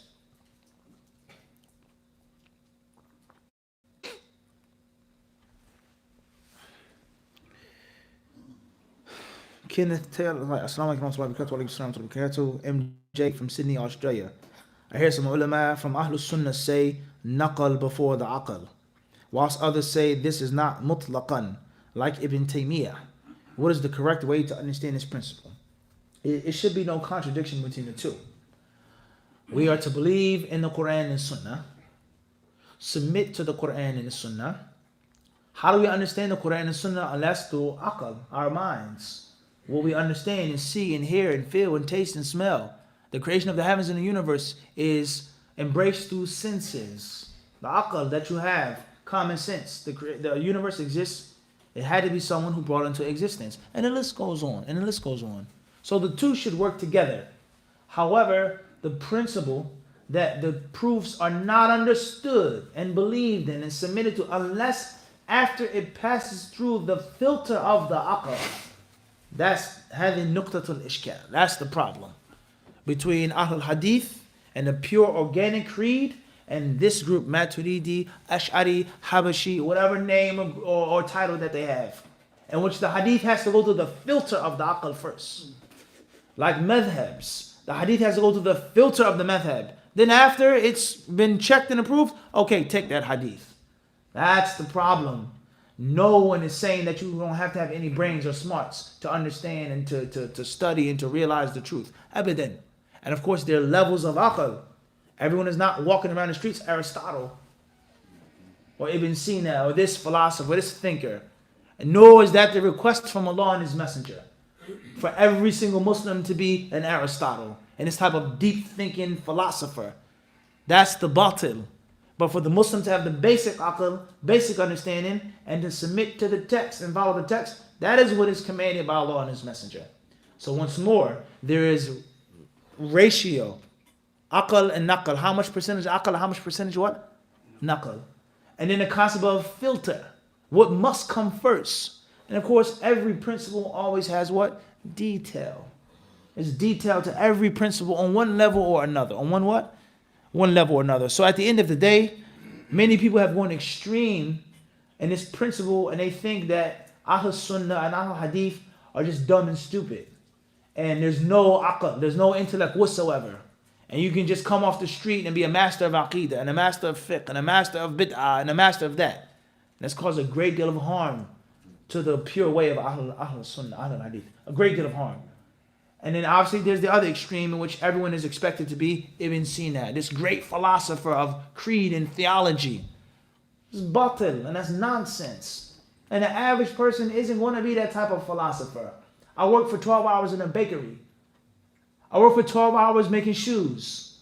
I do this for a living. I'm no thinker or philosopher. I have the basic things explained to me. It's clear. I'm a Muslim and I submit. Allah Azza wa Jal, not me or you, Allah said that He rose over the throne. That's what I believe in. That's what I submit to. Allah Azza wa Jal said that Yadullahi fawqa aydihim. Allah's hand is over their hand. That's what I submit to. And that's what I believe in. The specific, intricate, explicit details, it's not my place. I'm in a bakery for 12 hours in front of a hot oven, baking bread, kneading dough. I'm not a philosopher, and it's false Islamically and intellectually to request that from every single person, as some groups and not all do. So there is a balance with regards to aql and naql. There's a balance of taqdeem, which comes first, and also the ratio. The ratio, and this is mazallatul aqdam. This is where the feet slipped.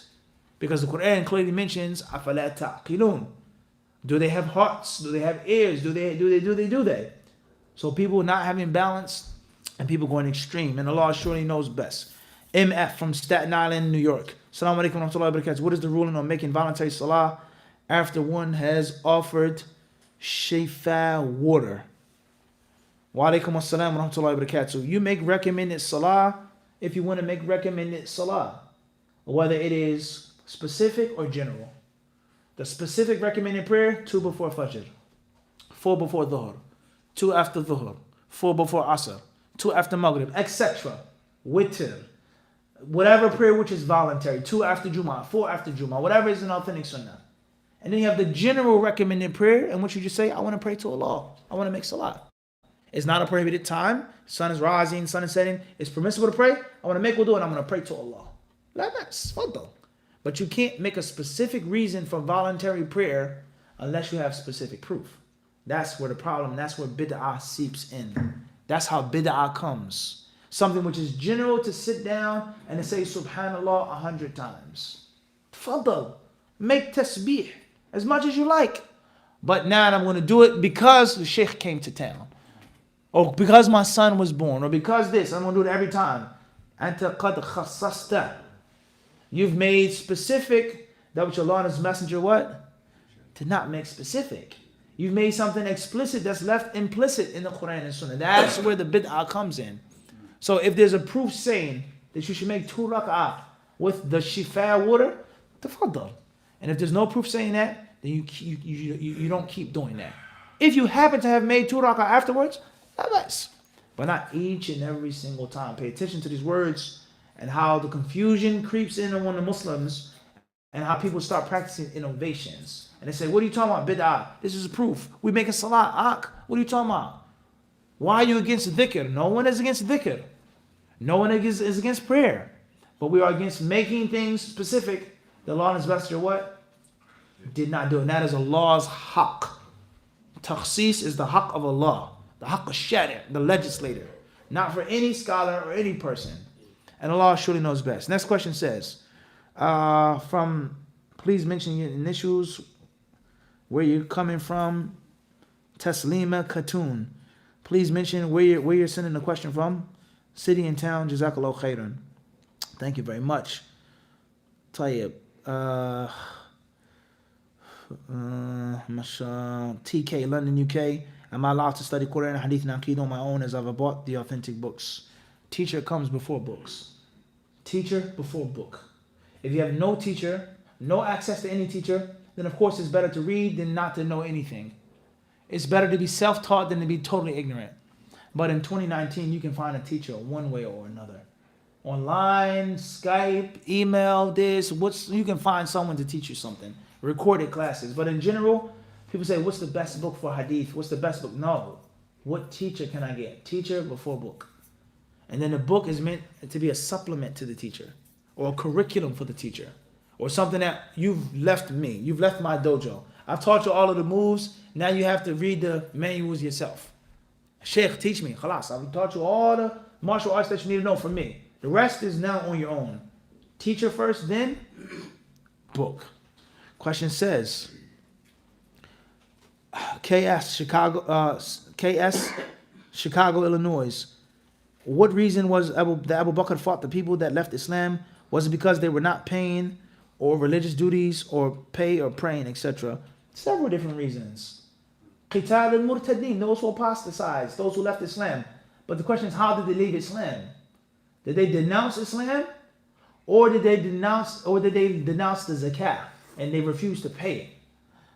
Either or, it really doesn't matter. And that's because of the ruling of a people who unanimously agree not to perform the outward rules and regulations of Islam are to be fought. Period.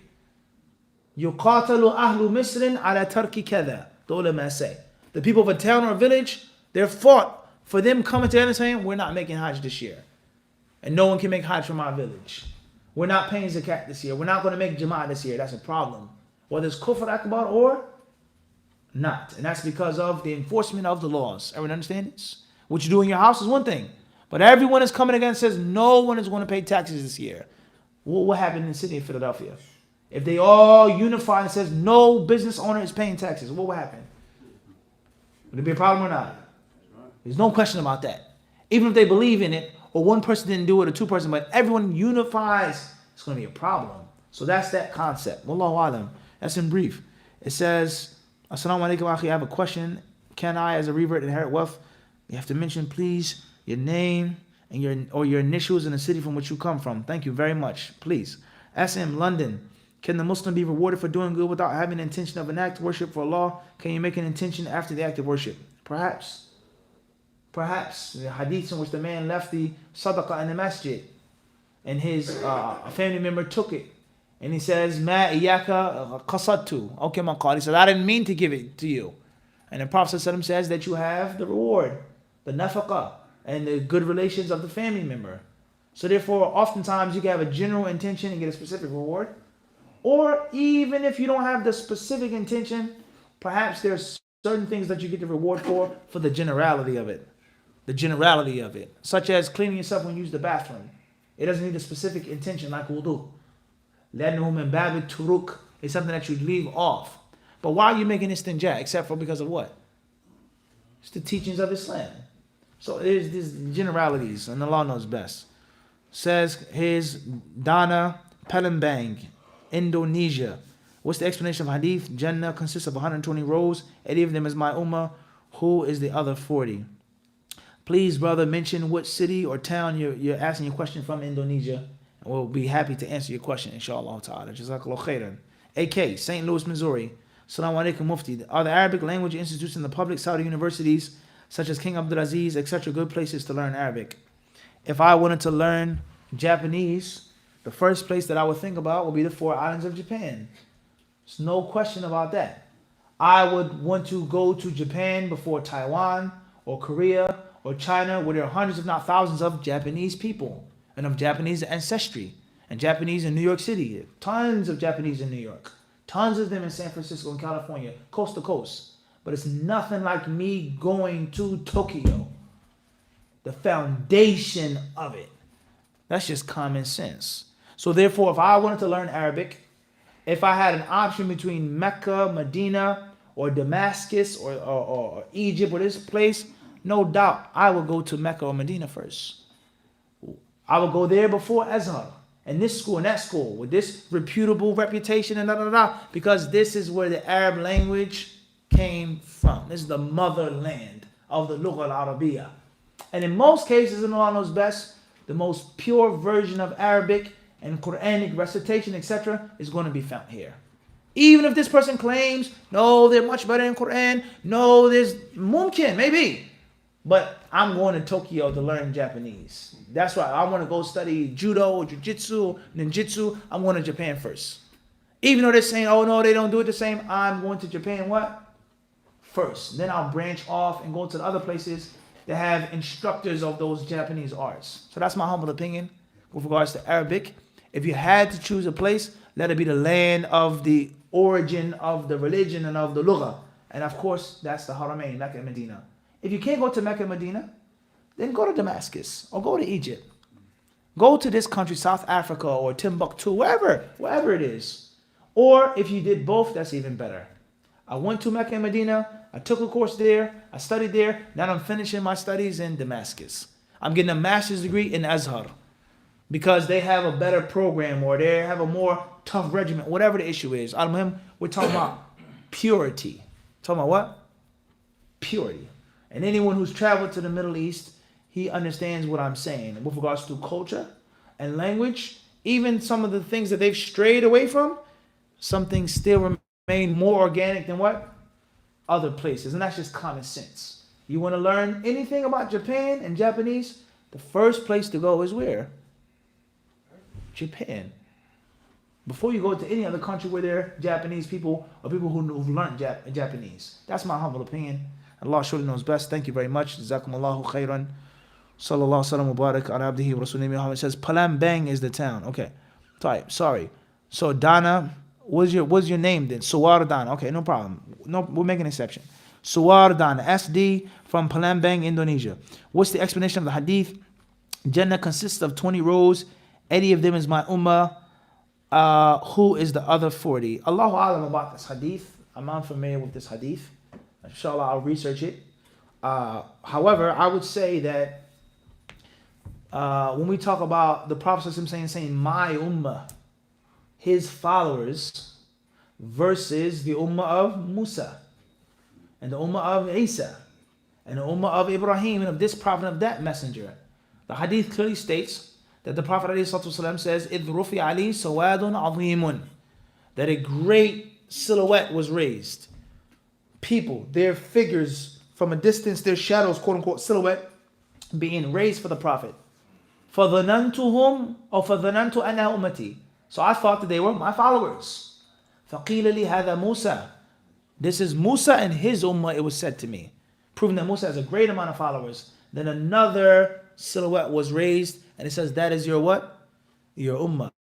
So some of the scholars of Islam say that the majority of these people and the virtue of the Prophet and the excellence of the Prophet, majority of those people will be from his ummah. If that is an authentic hadith, Allahu alam, I'm not familiar with it like I said, perhaps that's the meaning of it, is that there are other rows of people from other prophets and messengers and other nations. And the hadith says 120 rows. What does one row consist of? Do you know how many people will be in paradise? How spacious and expansive paradise is. Allah says, أَرْضُهَا السَّمَاوَاتُ وَالْأَرْضِ. Its expansiveness is of the what? Heavens and the earth. Heavens and the earth. That's the space of Jannah. So when we say the majority will be the Muslims, it doesn't mean that there are no other people. What from the what? The the followers of the previous message. That's what I'm saying. They're all Muslims, of course. Everyone understand this? And Allah surely knows best. Wallahu ta'ala adam bis-sawab. Jazakumullahu khairan. Sallallahu alaihi wa sallam wa barak ala abdi wa rasuli nabina wa imamina Muhammad.